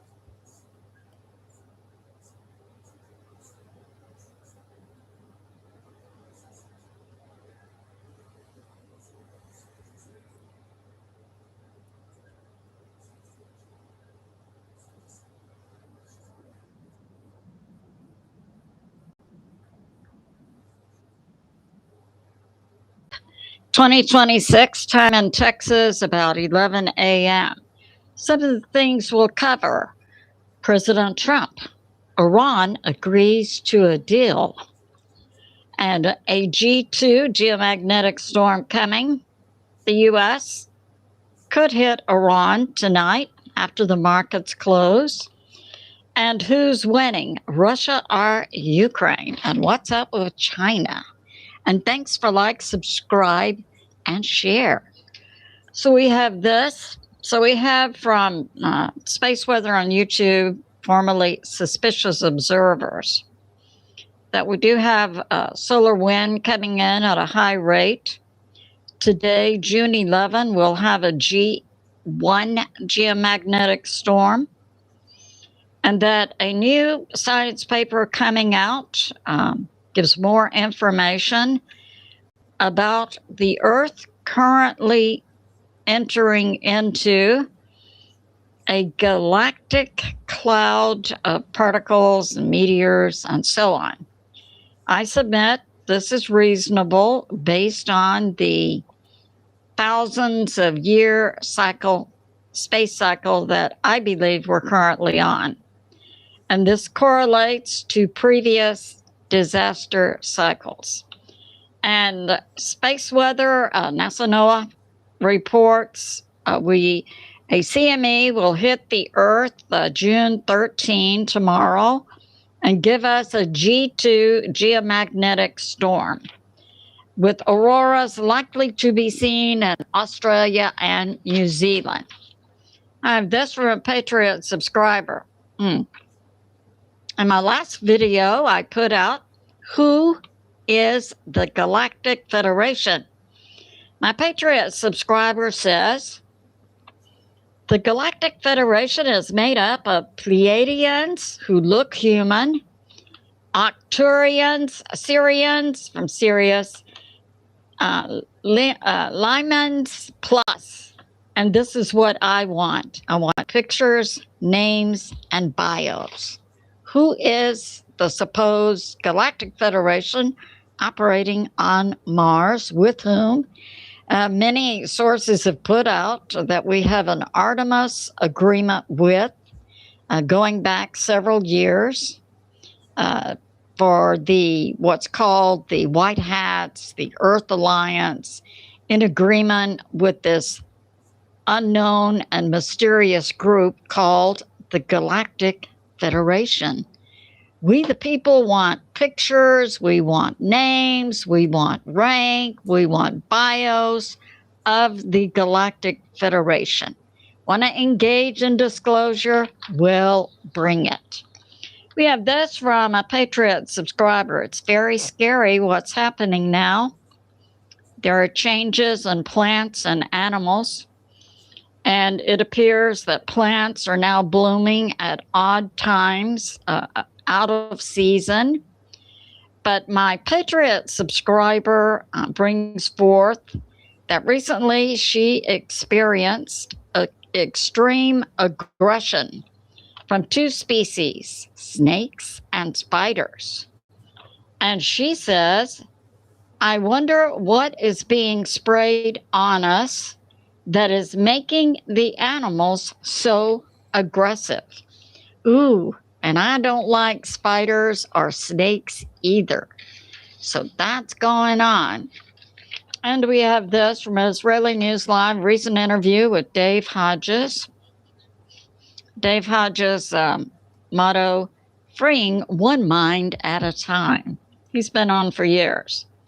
Talking about in Iran, the U.S. military 11th Airborne Arctic Team and the 82nd Airborne and Marines possibly doing a mission in Iran, on the mountains of Iran, and that in the past 2 days, Iran has received 1 foot of snow, which leads credence to the U.S. military using the 11th Arctic Airborne Team along with the 82nd. Now, it's possible that we could see a dual operation, I believe. Okay, thanks, Carol. The 11th Arctic Team hitting some mountains in Iran. At the same time, the 82nd Airborne and Marines take Karg Island. Now, intel is coming out. Iran has, inside the IRGC, have discussed the possibility of the U.S. military taking Karg Island. And it is the position of the IRGC nutballs that they will destroy the number one mechanism through which Iran accumulates oil through pipelines and then ships it in tankers. They will destroy Karg Island in order to kill the U.S. military. So just a heads up there. And we have this. We have that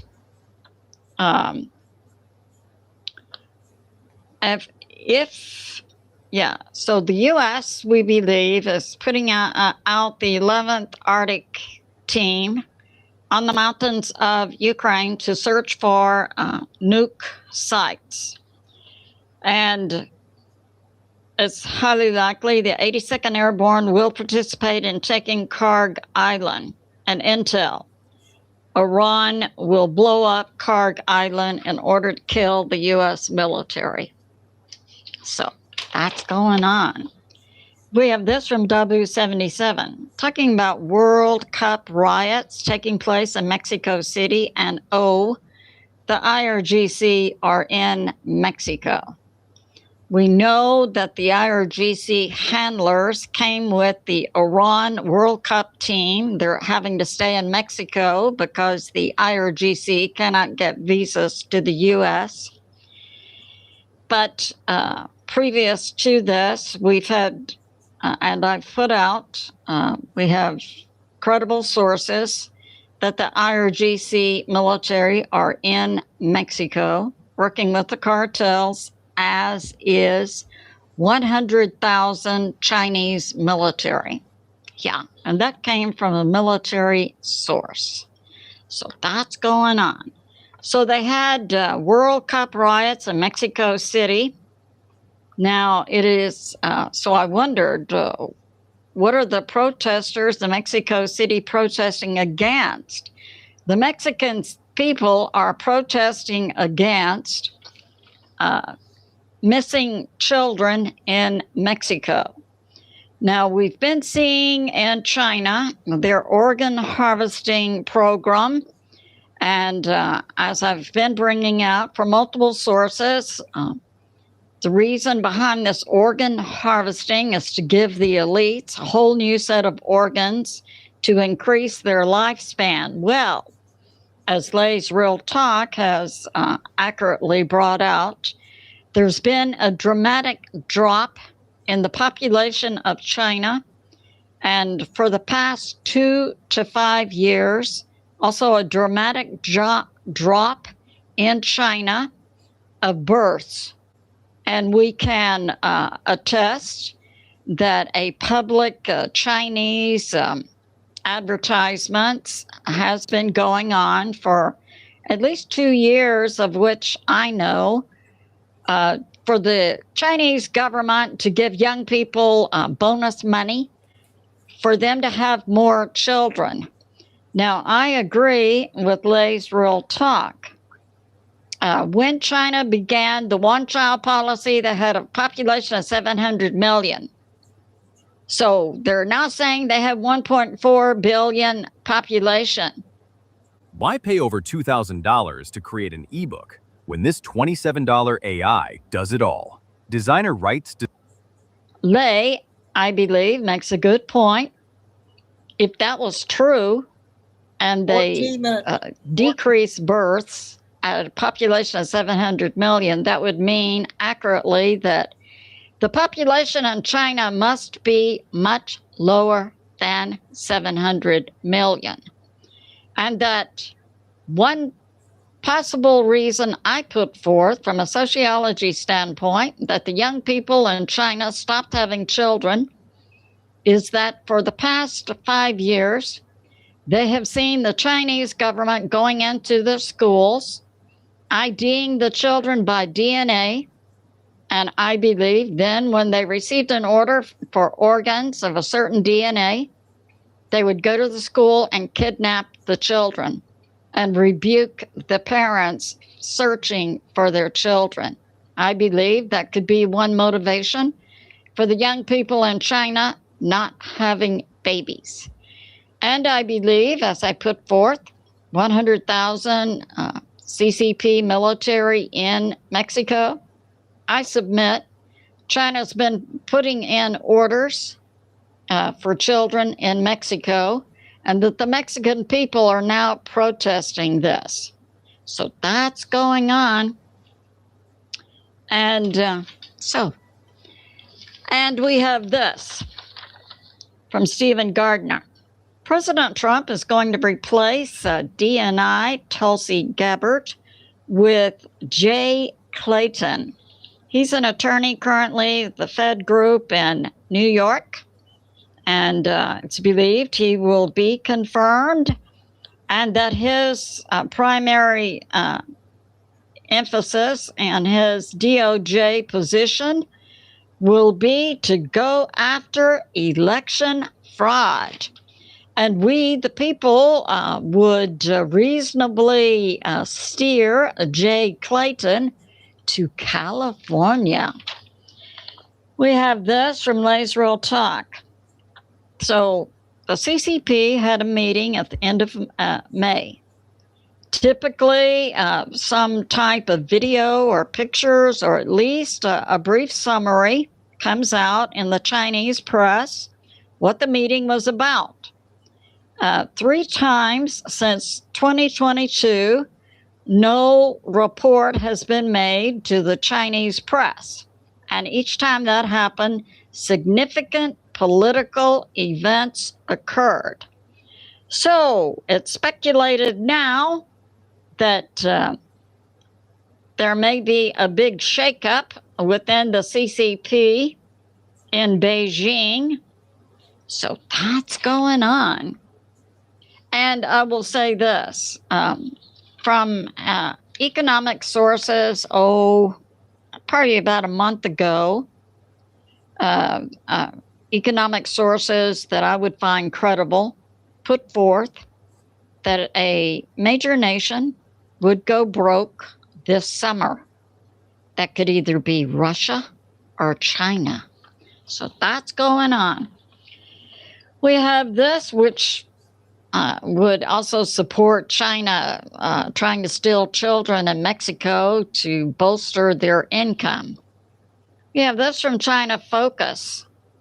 The U.S. sanctions Chinese companies and individuals who are engaged in selling or giving weapons to Iran. So that's going on. And we have this from Dialogue Works, a recent interview with Larry Johnson and retired Colonel Wilkerson. Larry Johnson is former CIA. Yes, bringing forth today that Iran media, and now we have also from U.S. Intel today. Yesterday, President Trump was saying a deal was closed, and Iran was saying, no deal. We're not talking to the U.S. Today, U.S. Intel, Iran says, yes, there's an agreement on the table. Now, the points that Dialogue Works is bringing out, I submit to the American people and myself, are non-starters. And that would be for the U.S. to immediately end their blockade, for Israel to stop hitting Hezbollah in Lebanon and Hamas in Gaza, and that the U.S. Remove all U.S. military from the Middle East, and that the U.S. acknowledges that Iran owns the Strait of Hormuz, and that the U.S. immediately refunds Iran's frozen money, and that the U.S. stops all sanctions, and so on. And no mention of nuclear material. Yeah, I would say that's a non-starter agreement. We'll have to see what President Trump brings out. And I submit this. Hi, my name is Amanda Banks, and I'm with the Acres Data Science team. Today, I'm going to show you how to get started with Acres. Possibility that no agreement is reached today, and that the U.S. military will go forth against Iran tonight after the stock market closes. So that's going on. And we have this. So I'll bring out two positions on the Russia-Ukraine situation. If you're hearing from pro-Russian sources, Russia's winning. If you hear from pro-Ukraine sources, Ukraine is winning. Typically, in a time of war, somewhere in the middle is the real truth. So we have Alex Christoforou interviewing Stanislav Kaputnik, who says Russia is winning and that Russia is now on the brink of taking Sumy, and that Ukraine is now press ganging or forcing young Ukrainian women into the military, give them a week of training, put them on the front line. Now, I will submit this. I put forth that the downing of the democratically elected government of Ukraine in 2014, headed up by Victoria Nuland of the U.S. State Department and other globalists who despise Russia for, it appears, unknown reasons, but coming to the brink of being hysteria, psychopathy, hatred of Russia, not based on the real world. Okay, so that happened. Now, I have put out for several years now, since this conflict began in Ukraine 2022, that an objective of the deep state via the Ukraine government was to kill all Ukraine and Russian, Slavic, genetic individuals. So now we have that Ukraine, 1.8 million young Ukraine men have been killed. So now Ukraine, I submit, is beginning on the young women so that they definitely cannot bear Slavic genetic children in the future. That's my position. And we have this, that Russia is now going after Sumy, and Ukraine now hits civilians in buses and cars near Donetsk by launching drones on highways, and that Russia is now moving forward on most of the front lines, and that Russia is now the slow parts of the front line for Russia are near Potrovsk and Zaporizhzhia. Now that matches up with pro-Ukraine information. And we have this, that this pro-Russian source says Ukraine is good at grabbing territory, but cannot hold it. And that's due to the decreasing numbers of professional soldiers in the Ukraine military. Currently, there is a meeting going on in Moscow between Foreign Minister Lavrov and the E3, the UK, France, and Germany. The objectives of the meeting are not known. Oh, when we have President Trump, I believe late today or tomorrow, leaving for a G7 meeting. And we have this, that from a pro-Ukraine source enforcer, we have that Ukraine has made many recent hits in the past month or so on many oil refineries, oil storage areas near St. Petersburg, near Moscow, and other areas inside Russia. And that this has resulted in Russia having to withdraw troops in several areas. That would be specifically near Potrovsk and Zaporizhzhia, as the pro-Russian source said, that Russia is having problems in those areas. And also that Ukraine has succeeded in bombing all the bridges to Crimea, and that nothing is getting into Crimea, and there's a shortage of gasoline and food. So that's going on. And yes, and what Ukraine did, they cut the logistical lines by Russia to their troops in several areas. And so Russian soldiers are having to withdraw from Kherson and Zaporizhzhia. So that's going on. And we have this. Yeah, that Ukraine in the past 24 hours has also hit a Turkey ship that was operating in Turkey waters. We do not know the details on that. And that Ukraine is hitting targets.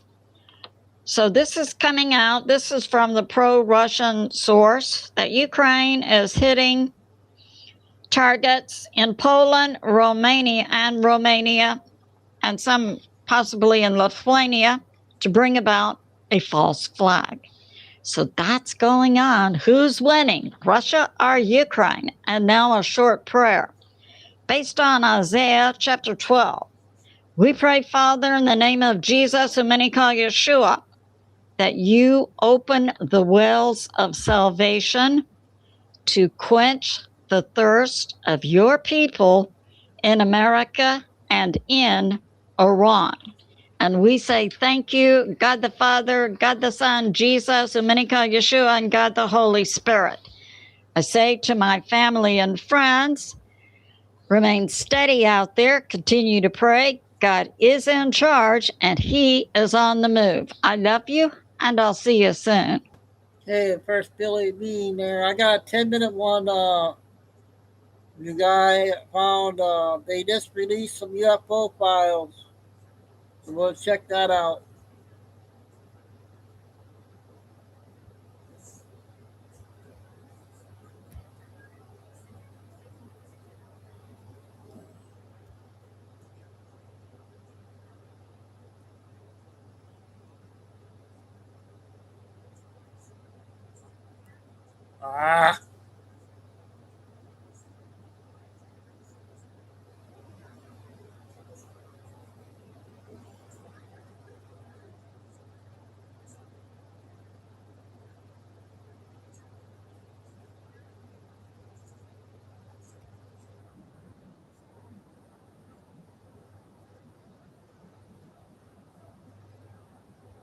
Where it gets interesting.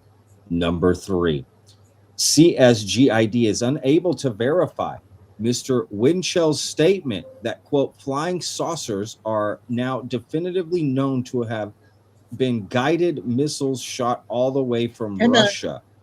Interesting. Okay. And has no information as to the basis for the statement or information on which it may have been based. It is, however, possible that Mr. Winchell published this item in an attempt to obtain some official statement from the name on the subject. So they're trying to say they did see flying saucers, and they're trying to say they're guided missiles from Russia, but this statement is saying they're unable to verify that. Interesting. And there's definitely some things to get information on, right? They're trying to verify the accuracy of Mr. Winchell's statement and obtain, if possible, the source of his information. I agree. So it says, number 1, references made to commenter one from this office, February 1949, with evaluation study of phenomena, the broadcast by commentator Walter Winchell on April 3rd, 1949, are flying saucers. If Mr. Winchell's statement is correct, then these flying saucers will be of tremendous interest to our national defense planners. Of course.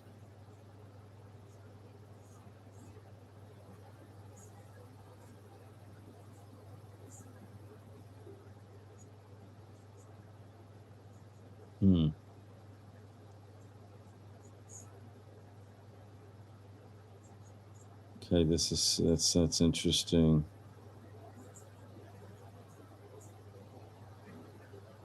All right, man, I don't see anything.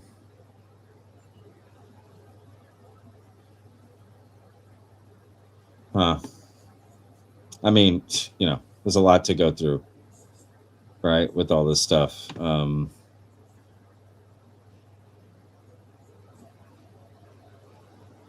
right, hang on. Let's go to another one. There's a lot to go through here, y'all. So we're just going to kind of brush through it.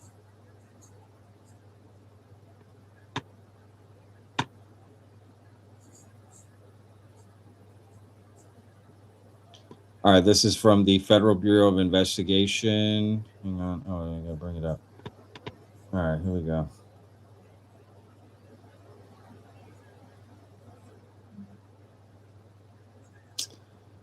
Forensic sketch interview. And close with the following items. Sketch draft. On June, redacted 2024, blah, blah, blah. Blank was interviewed at 26 Federal Plaza, New York. Special agent, operations, forensic artist. After being advised of the identities, provided the information to aid in the forensic recreation of the unidentified aerial phenomena and its activity observed over Cheyenne Mountain. Oh, that's not good. So it says on February, redacted at approximately 11:25 a.m., redacted, a former U.S. Army intelligence officer along with 4 other members of his unit observed a UAP over the Cheyenne Mountains as they exited their office building. Described the day as the perfect bluebird sky as there were no clouds, little humidity, with a temperature of approximately 50 degrees Fahrenheit. The object was, quote, potato-shaped with distinct edges and appeared to look painted in a creamy, whitish, opalescent color, kind of like a Tic Tac, right? That's basically what they're describing. It was somewhat translucent with a slight shimmer. The object was made up of what can be described as articulating fish scales or panels that were non-symmetrical, non-overlapping, and irregular shaped. The object itself was perfectly still, but each panel on the object shifted in slow waves, starting at different points of origin, but at the same time. After approximately 2 minutes, the object vanished. Redacted specifically stated that the object cloaked in the space of time it took to turn ahead, and there was no shadow. Blank and initial sketch draft was attached. Forensic artist. All right, let's see the. And no sketch. Come on now. Why wouldn't we get that sketch? That's some bullshit. Damn, it would have been nice to see that sketch. I mean, it sounds like a special project just the U.S. was working on, honestly.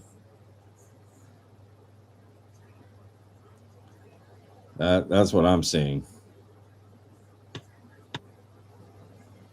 All right, let's continue here.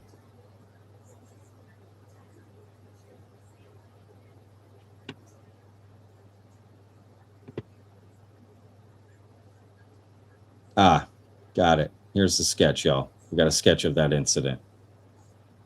You ready? Boom. I mean, that does look like a potato in the sky. Interesting. Yeah, I mean, if you saw something like that, right?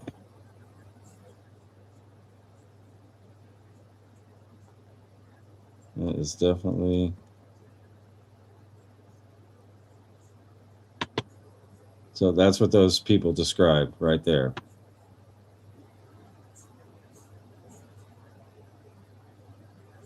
And it cloaked itself immediately, they're saying, when they turn their head. All right. Let's keep going.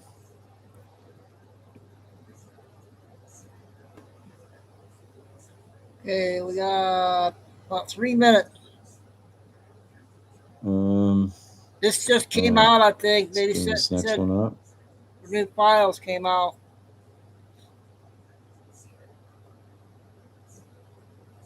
All right, let's see here.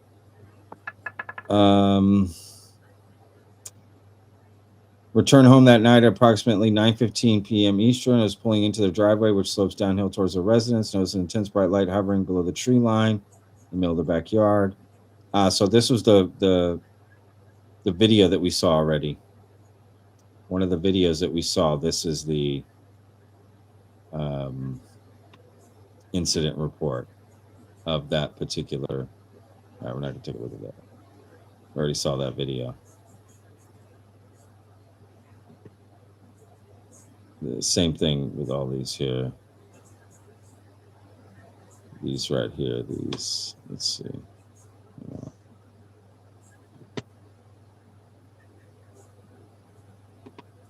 Let's bring this up on the screen. Okay, so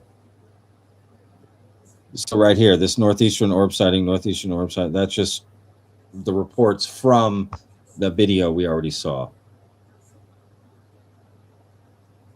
All right, again, these are featured files. So let's take a look. This looks like could be the same one as well. Let's see how big this is. All right, hang on.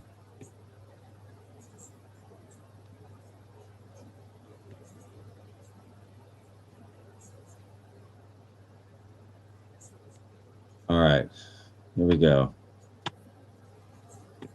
FBI issued May 24, 2007, Federal Bureau of Investigation.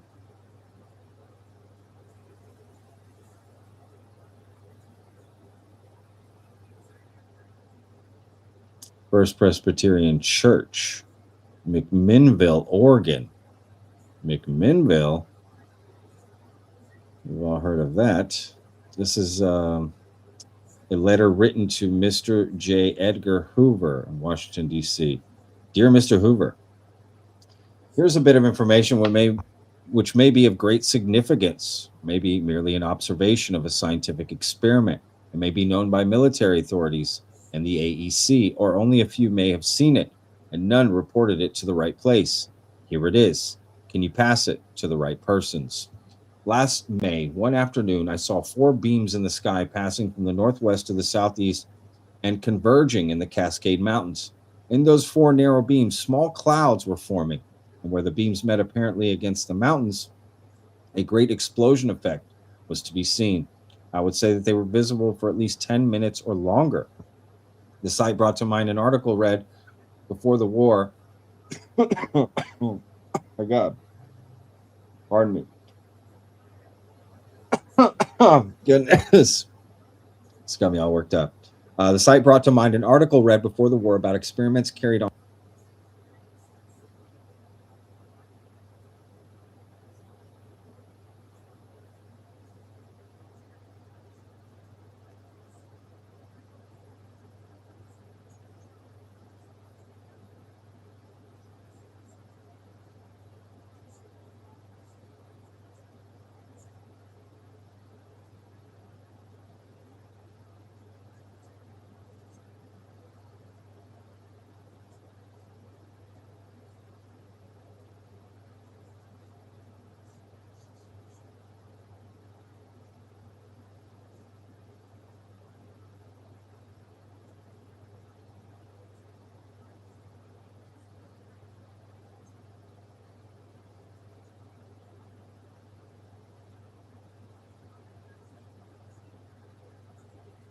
Oh, sorry about that. That was kind of weird. How he was explaining that stuff there. My bad. Sorry about that one, you guys. We got a 40-second clip that Nick just came out, Carol.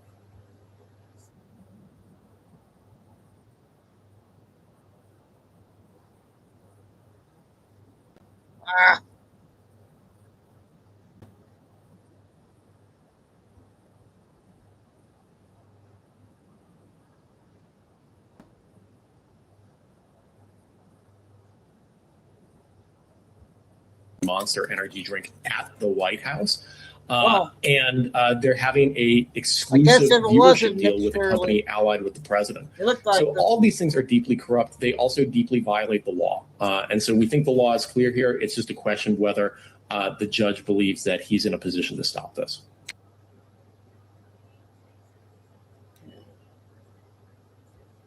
I'm going to play Cash video. He has a big one on Iran. 20 minutes.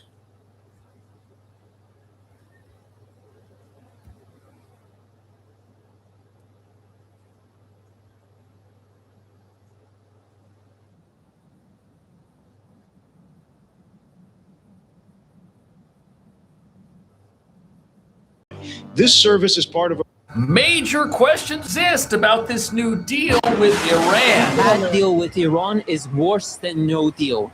If we cannot secure a good deal, if we cannot force the Islamic Republic into accepting total humiliating surrender, we should keep the pressure on the regime and force them into surrender. I still believe it's going to take significant kinetic action to bring the Iranians to heal in a way that delivers on the outcome. I hope I'm wrong. I hope there's an arrangement that the Iranians have not only agreed to a deal, which, Martha, you and I both know, a piece of paper is largely worthless when it comes to the Islamic Republic and the IRGC. But I hope he's got a set of arrangements there that can do exactly what has been described. And that's what a lot of people are worried about. But here's what the president had to say. That doesn't bother me at all. We just made a great settlement of the war with Iran. And we're going to be subject to finalization of documents, which should get done over the next few days. Probably have a signing maybe in Europe. And it's a great thing. Stock market's up 1,000 points. That means they like the deal. See, that means they like the market goes down. That means they don't like the deal. But it's been up. Oil's dropped. That's true. Oil's start coming down to, I think, even lower than it was before. I said I was in Iowa. It was $1.85 a gallon. And I don't know if we're going to get there, but we're going to get pretty close. It's going to come down, and when oil comes down, everything else comes down. And most importantly, we have a deal that Iran will never have a nuclear weapon, which was the whole purpose of what we had to go through to get But will they this. So sign it's a it? very big thing. But we have a signing soon, and the documents are in pretty So we're final going to shape. know. So we're going to find out. We'll see. Very good. Should be done. That should be done pretty quickly. They want it. every Yeah, they bit as called much and as asked everybody Trump to else stop. wants it. I think a lot of good relationships can ensue from this. I just spoke with the leaders of many of the countries that were mentioned in the release. I just spoke to Bibi. I spoke to the head of great heads of nations, Qatar, UAE, Saudi Arabia, Bahrain, Kuwait, and others. And we're going to be talking to Turkey, President Erdogan, who's great. And it's really a Peace would wonderful be thing good. with a lot of spirit. Pakistan was fantastic. The Prime Minister and the, I call him the general. He's the general. He's a great general. He's so great that he's actually a field marshal, step above. And they're all very happy. The whole Middle East is happy, and long beyond the Middle East, the Strait That's will what we open hope. as soon as we have it signed. But the question is, isn't that a lifeline for Iran? And that's what a lot of people are worried about. They're saying that if a piece of paper gets signed and then certain restrictions on this country, like sanctions or the Strait or whatever, if anything goes that helps these guys, doesn't it just enable them and strengthen them and embolden them and make them want to play games? Or is that not something the president's worried about? But he's against it. Yeah, please. Mr. President, on Iran. Go ahead. Mr. President, on Iran, how confident are you that there will be a signing this weekend? Because you have come close to sealing a deal, but at the last minute it has fallen apart. And It'll be soon. Maybe this weekend. and has the Supreme Leader approved this deal, sir? I understand the answer is yes. And when the Ayatollah and when the agreed. deal is signed, is the United States going to immediately lift the blockade? Yes, that's true. That's And- part of the deal. Oh! And just And one. you'll have oil prices dropping like a rock. And sir, have you actually secured an agreement on the discussions about the nuclear material and the nuclear negotiations? Yes, Has Iran? conceptually on that, and nobody's getting close to it because it's buried under a mountain, basically. There's B-2 bombers who did. But has Iran committed to not pursuing a nuclear weapon, or will there be more negotiations on that down the line? They will not have a nuclear weapon. They've agreed to that. There will be no, which is the whole reason, which is a big part of the reason. Is that going to be your- That was the main thing that was holding up all of these negotiations. Now, we've got a few moving pieces in play. The Trump administration was firing tomahawks into Iran, and the government called and said, hey, stop the strikes. We want to negotiate. And now the last piece of the puzzle, the whole nuclear deal, because remember, this entire time Iran wanted to sign a non-nuclear deal. Well, now that's going to be a deal where they're not allowed to have nuclear weapons. And that was the one thing that this entire process was waiting for. But listen to what they ask next. They will not only not have, they will not purchase, develop in any way, any shape, in any way, shape, or form a nuclear weapon. They will not have a nuclear weapon. Good. Mr. President, just to follow up on that, you have said before that Iran and the United States were close to a deal. It has not happened yet. Why are you so convinced that this time is different? Because they've taken a pounding. They've taken a pounding like very few people could take. And they want to make the deal a lot more than I do. And we could have had it done the other way, I guess, but it would have taken longer. They got hit very hard recently, as you know. And I don't like to have to do things that way, but I felt it was necessary. It's a great deal for the United States and for the Middle East, and I think ultimately great for Iran because they'll be able to build up their country and other countries. I really believe it's a regime change because I find these people to be much more rational than the people that are no longer with us. So we have regime change. Knocked out the first team of leadership, the second team of leadership. This is a different group. This is a different level, and I think it's frankly a smarter level, and it's a level that has reason. And they've all approved the deal. Everybody's approved the deal. Now we'll get it finished up, and hopefully that'll be done. Now, here's the thing about this. What have we been hearing about Trump from his political enemies? That he's a megalomaniac and a fascist, and he wants to destroy the world and get us into a forever war. But what we just heard is the exact opposite. We're talking about regime change that has happened without U.S. troops on the ground in this country. We're also talking about a future for the Iranian people, which exists because of the ceasefire, which didn't totally wipe out their oil infrastructure. This country will be able to rebuild itself, and there's going to be major accountability because carrier aircraft groups are still over there in the Middle East. If these guys don't show up, if they don't sign something, we're going to immediately be able to do something, and we're going to know if they start playing any games immediately. But there's more. Important one with cash today. This is the coolest keyboard I've ever had. First up, it is super compact. The whole keyboard fits into the small bag. We will not have Iran having a nuclear weapon, which is very important to these people behind me. We can talk about fishing. There won't be anybody to fish. The fish will still be around, I guess. They're probably going to be affected too. We're not going to let it happen. So Iran will essentially, most important paragraph to me, Iran will in no way, shape, or form have a nuclear weapon or purchase a nuclear weapon. This takes away their ability to be a regime. When it comes to nuclear, you said this was just a concept of that agreement. So is this just essentially setting the stage for deeper talks on nuclear? It's a very strong memorandum of understanding. That is a little conceptual, but it's something that's going to get done. And if it doesn't get done for any reason, which I can't imagine that not happening, they want to sign it as much as I do or more. I would say they want to sign it more, maybe a lot more. But it's a very detailed memorandum of understanding, also agreed to by many other countries that have great influence over them. Okay.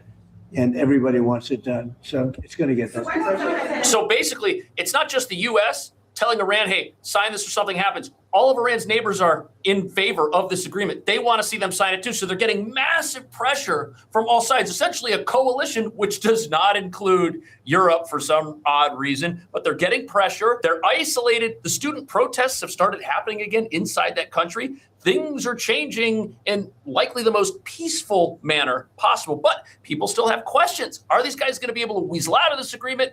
What happens if they start playing games? How soon will the U.S. act if they do? And we were hitting them very hard for the last 3 days. We're going to hit them even harder tonight. They knew that. We told them exactly what we were going to do. We explained it exactly because they had no Navy, they had no Air Force, they had no any weapons of detection. Then they can't stop it. And so we could tell them exactly what there wasn't a thing they could have done about it. And we won this war militarily very early on. The only thing we didn't win was the fake news was, no matter if they could have raised the white flag of surrender and the fake news would say, oh, they did wonderfully. They didn't do wonderfully. Yeah, they would have said they won. But you know what? They've got a chance to build a country. Their country is largely demolished. Again, their Navy is gone. Their Air Force is gone. Their anti-aircraft is gone. Everything's gone. Their leadership is gone many times over. Even many people from this leadership is gone. But we found them to be rational, and they're going to make a deal.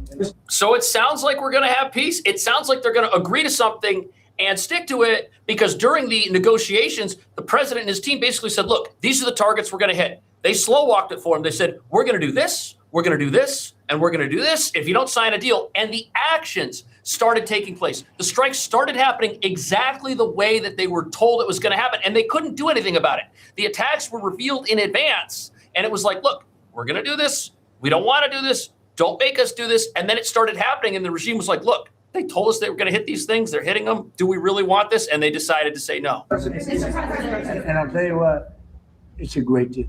You know why it's a great deal?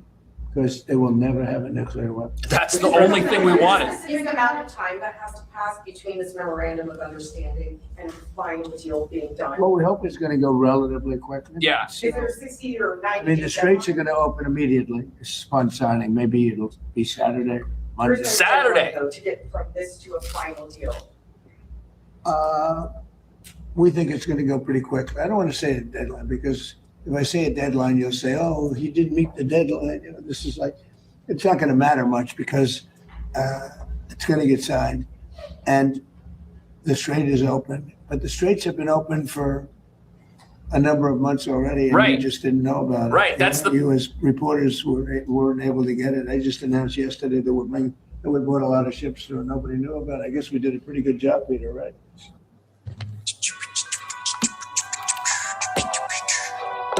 Want to find the cheapest car insurance? Just fill out details about you, your car, and the country. But we brought many, many ships across. Yeah, Iran's had nothing this whole time. Hundreds of millions of barrels of oil were brought across. And there wasn't a thing that anybody could have done about that. Yeah, they couldn't stop it. Karg Island.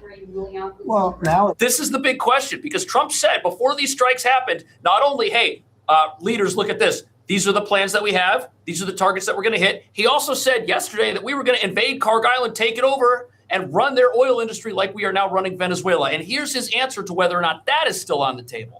Well, now it would be. If we signed this agreement, it would be. They weren't so thrilled when they heard that that's what I would have done. And I just don't think, I like it great. Look at Venezuela, how well that's worked out. We paid for that war many times over.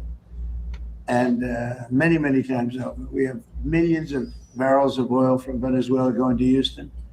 And we're working great with the Venezuelan government. Couldn't be better. It's a real that's awesome. Good relationship, really good relationship. It's going to help their people. Venezuela's been amazing. This is a larger situation.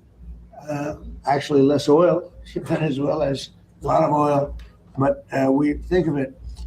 We spent X dollars. We paid for it many, many times. When was the last time you heard that? Many times over, we paid for it. You ever think you'd see that in this country? Right? We go to wars. We end up with just blasting. We come home. Nothing happens. Venezuela was amazing, and this is amazing. Yeah. Mr. President, are you considering So Trump says the invasion of Karg Island is now off the table if they sign this agreement. So we've got a few contingencies in place. First of all, the strikes ended because the regime called and said, hey, we want to sign an agreement. Second, the invasion of Karg Island, that's still on the table. That means the invasion force is going to stick around in the Persian Gulf area and be ready to go in case this thing doesn't get signed. So the threats and the accountability behind all of this are still there. What if they do? What if they back out? What if they continue belligerence over the next several days? That would be a mistake. Then what? Drop the hammer? Yes, absolutely. And I think a resumption of the strikes that were planned tonight, probably a little extra added on top to go after the IRGC leadership specifically, while attacking very aggressively any remaining military capacity along the Straits of Hormuz. There's been some talk of incursions into or occupying Karg Island. I'm sure that's not the only one, but it needs to be very targeted. And I think the taking of territory, say some of the islands that the Iranians took in 1971 from UAE, could also be on the table. Billy just came out with a 10-minute one, so we got to play one more video after this, you guys. Billy just came out.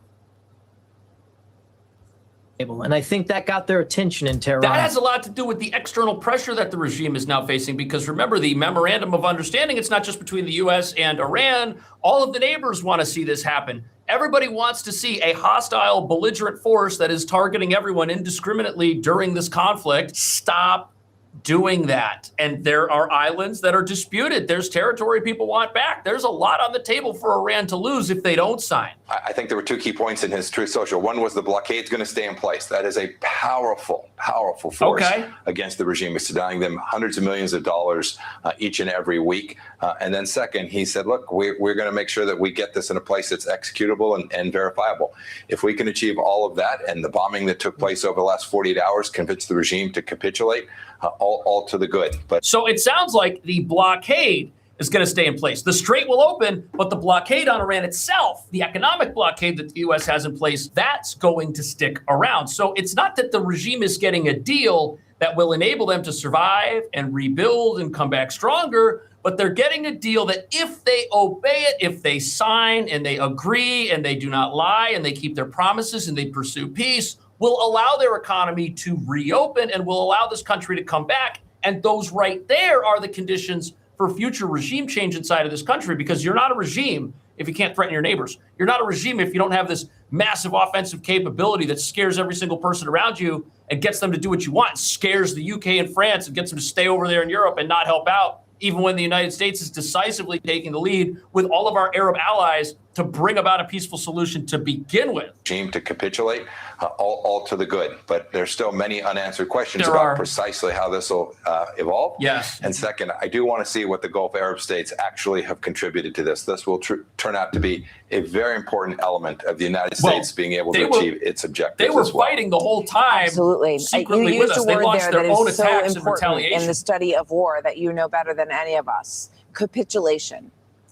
So the question is, has Iran capitulated? Is the knowledge that 100 million barrels got out, 200 ships, that there is a secretive effort that's been underway and successful to get oil out of Iran? Number two, which was just mentioned by the general, this quote from Scott Besson, which I think probably got quite a bit of attention. He said the Iranian regime will lose the zero-sum game it's playing. Any damage it inflicts on our allies in the Gulf will be paid for with funds extracted from Iranian accounts. This is what Trump was talking about. He said the operation in Venezuela, we went in there, it's paid for itself many times over. That's the same thing happening here. So these are the opposite of wars that last forever, cost billions of dollars, and just bankrupt our country while we have problems at home. These are actually paying off. And we're going to get peace. As a result, the world's going to be a better place, and America's not going to go bankrupt. I mean, that's a good thing. That is a conflict of principle. Yes, all conflict is bad,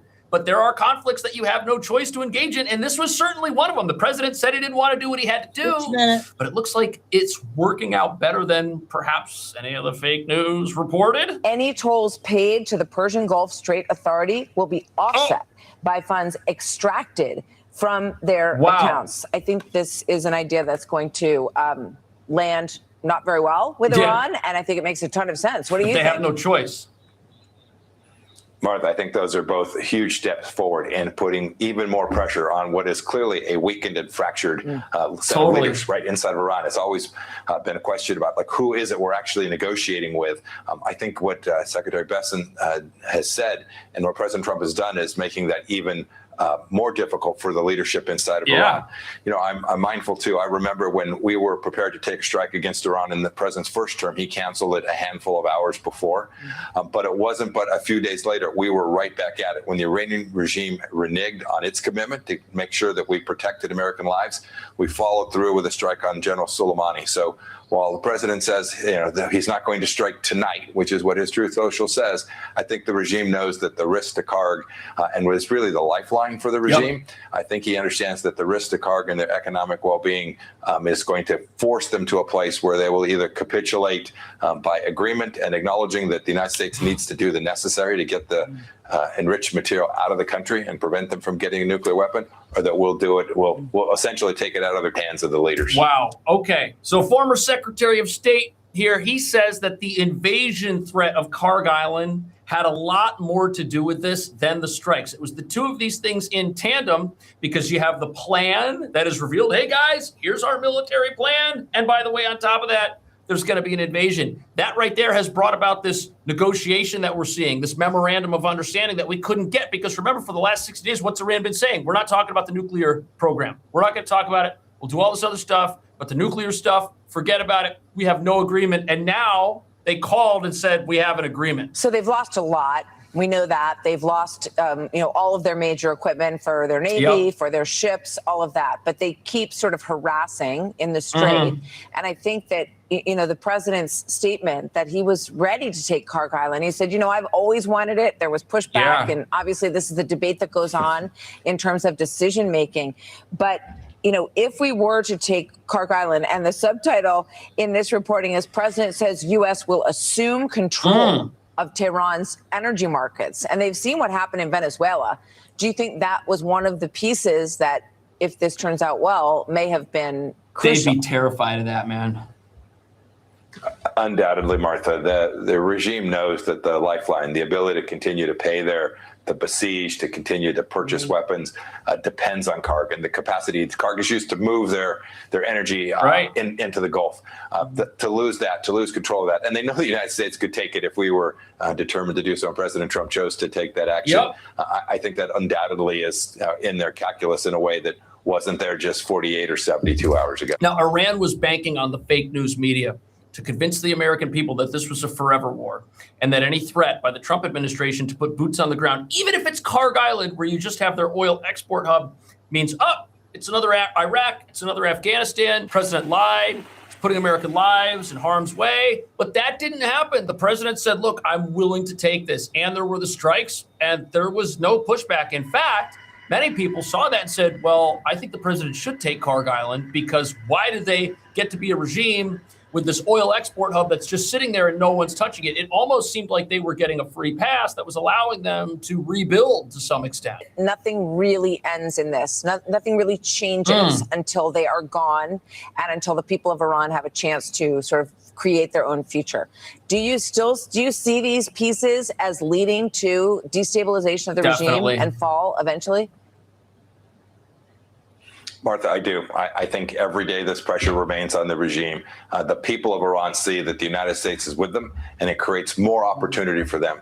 We won't know the day. We won't be able to predict this, but I'm confident if we continue to do the necessary, the things that are good for the United States of America, that the people of Iran will ultimately benefit from that as well. And to your point, the regime, the hardliners in the IRGC, the folks who've been in control for now almost 5 decades, will ultimately lose their capacity to destroy the lives of the Iranian people and threaten our Gulf Arab allies, Israel, and the United States of America. That's it. Because you stop being a regime when you lose the ability to pursue nuclear weapons, when you do not have an arsenal of ballistic missiles you can fire at anybody. Remember, the threat with Iran was that if you take us on, we will make it so costly for you and for your allies that it won't even be worth it. They thought they had a deterrence factor with all of their weaponry, with all of their drones, with all of their missiles, but it turns out that they did not. And now they don't have any of that stuff, and they cannot pursue a nuclear weapon. That right there, that is the path to peace. That is the path to freedom for the people that live in this country, because the people will not have to deal with an emboldened, militarized regime that has every ability and apparently the willingness to go after its own people if they step out of line in some manner. Also, the neighbors aren't going to be afraid anymore. This will bring peace. And what he just said, this. Okay, that was a good one today. Terry, or Gloria, I was going to end it with Cash, but Billy just came out with a flash, a 10-minute one, so we'll get that one out of the way. Then I'll come back. The second show is already all set up for 6 o'clock.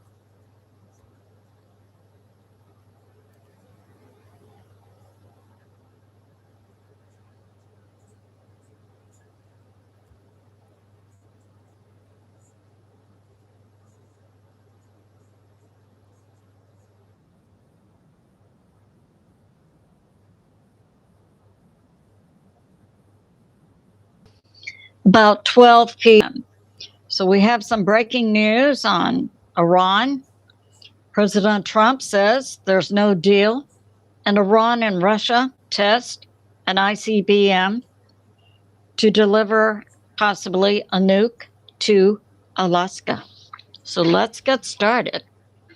So we had President Trump coming out a short time ago on social media warning Iran that Iran released false information about a pending deal that allegedly was to be signed this weekend in Geneva, Switzerland at the G7 meeting.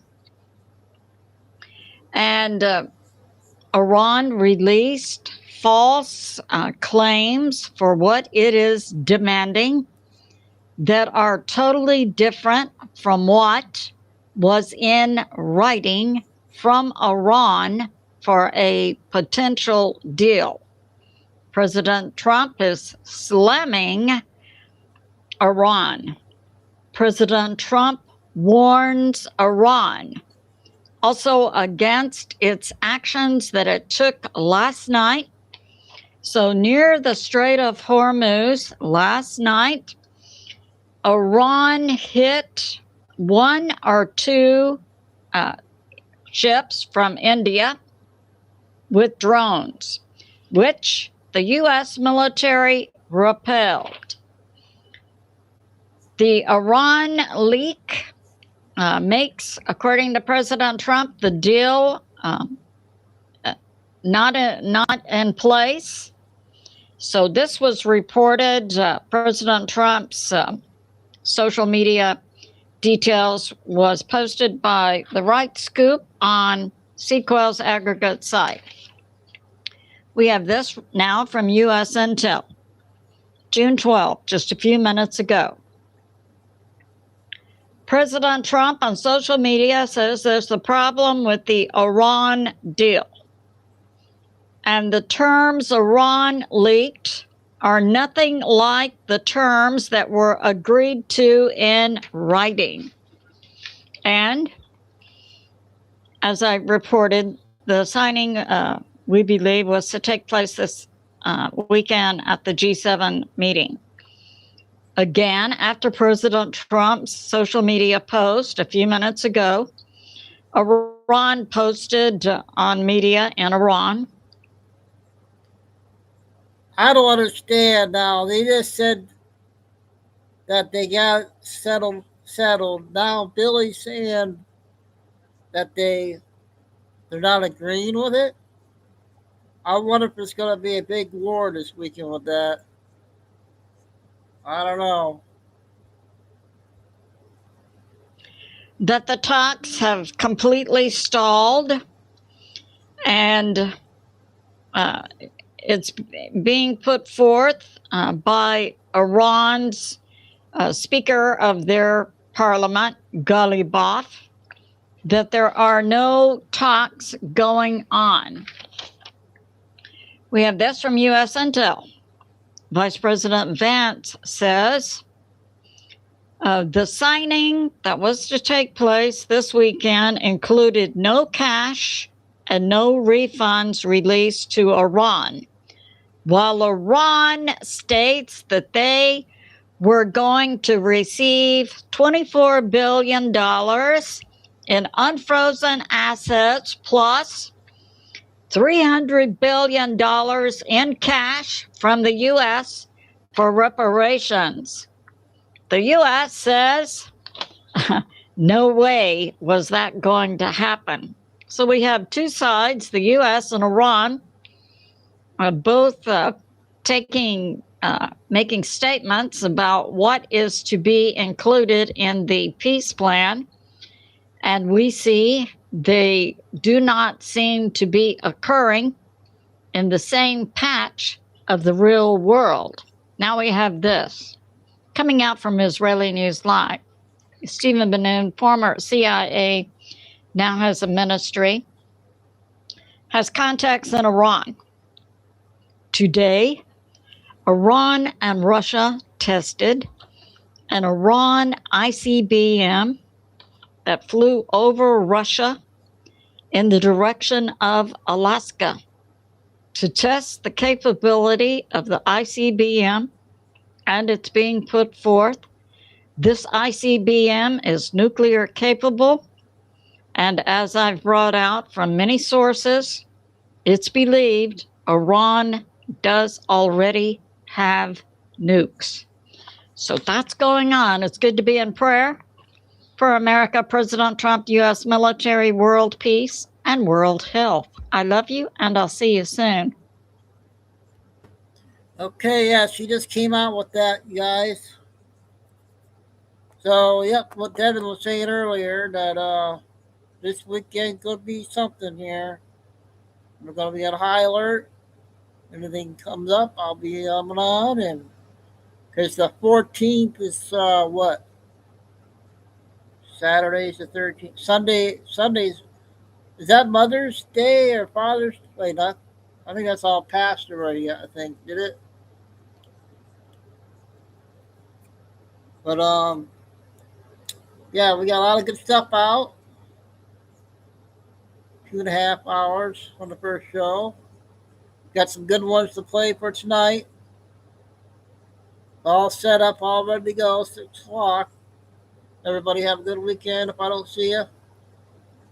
Thanks, Carol and Tim and Lucy. Flying must have been working. And KK got something today. I'll let her share it. So that was good news what Kay got today. So have a good afternoon, good dinner, and I'll be back after dinner time. And bless everybody, love all, remember, please hit the like. Stay safe, stay strong, keep the faith. Never give up. Signing off, Chico News, show number 1 for June 12th. And Chico News signing off.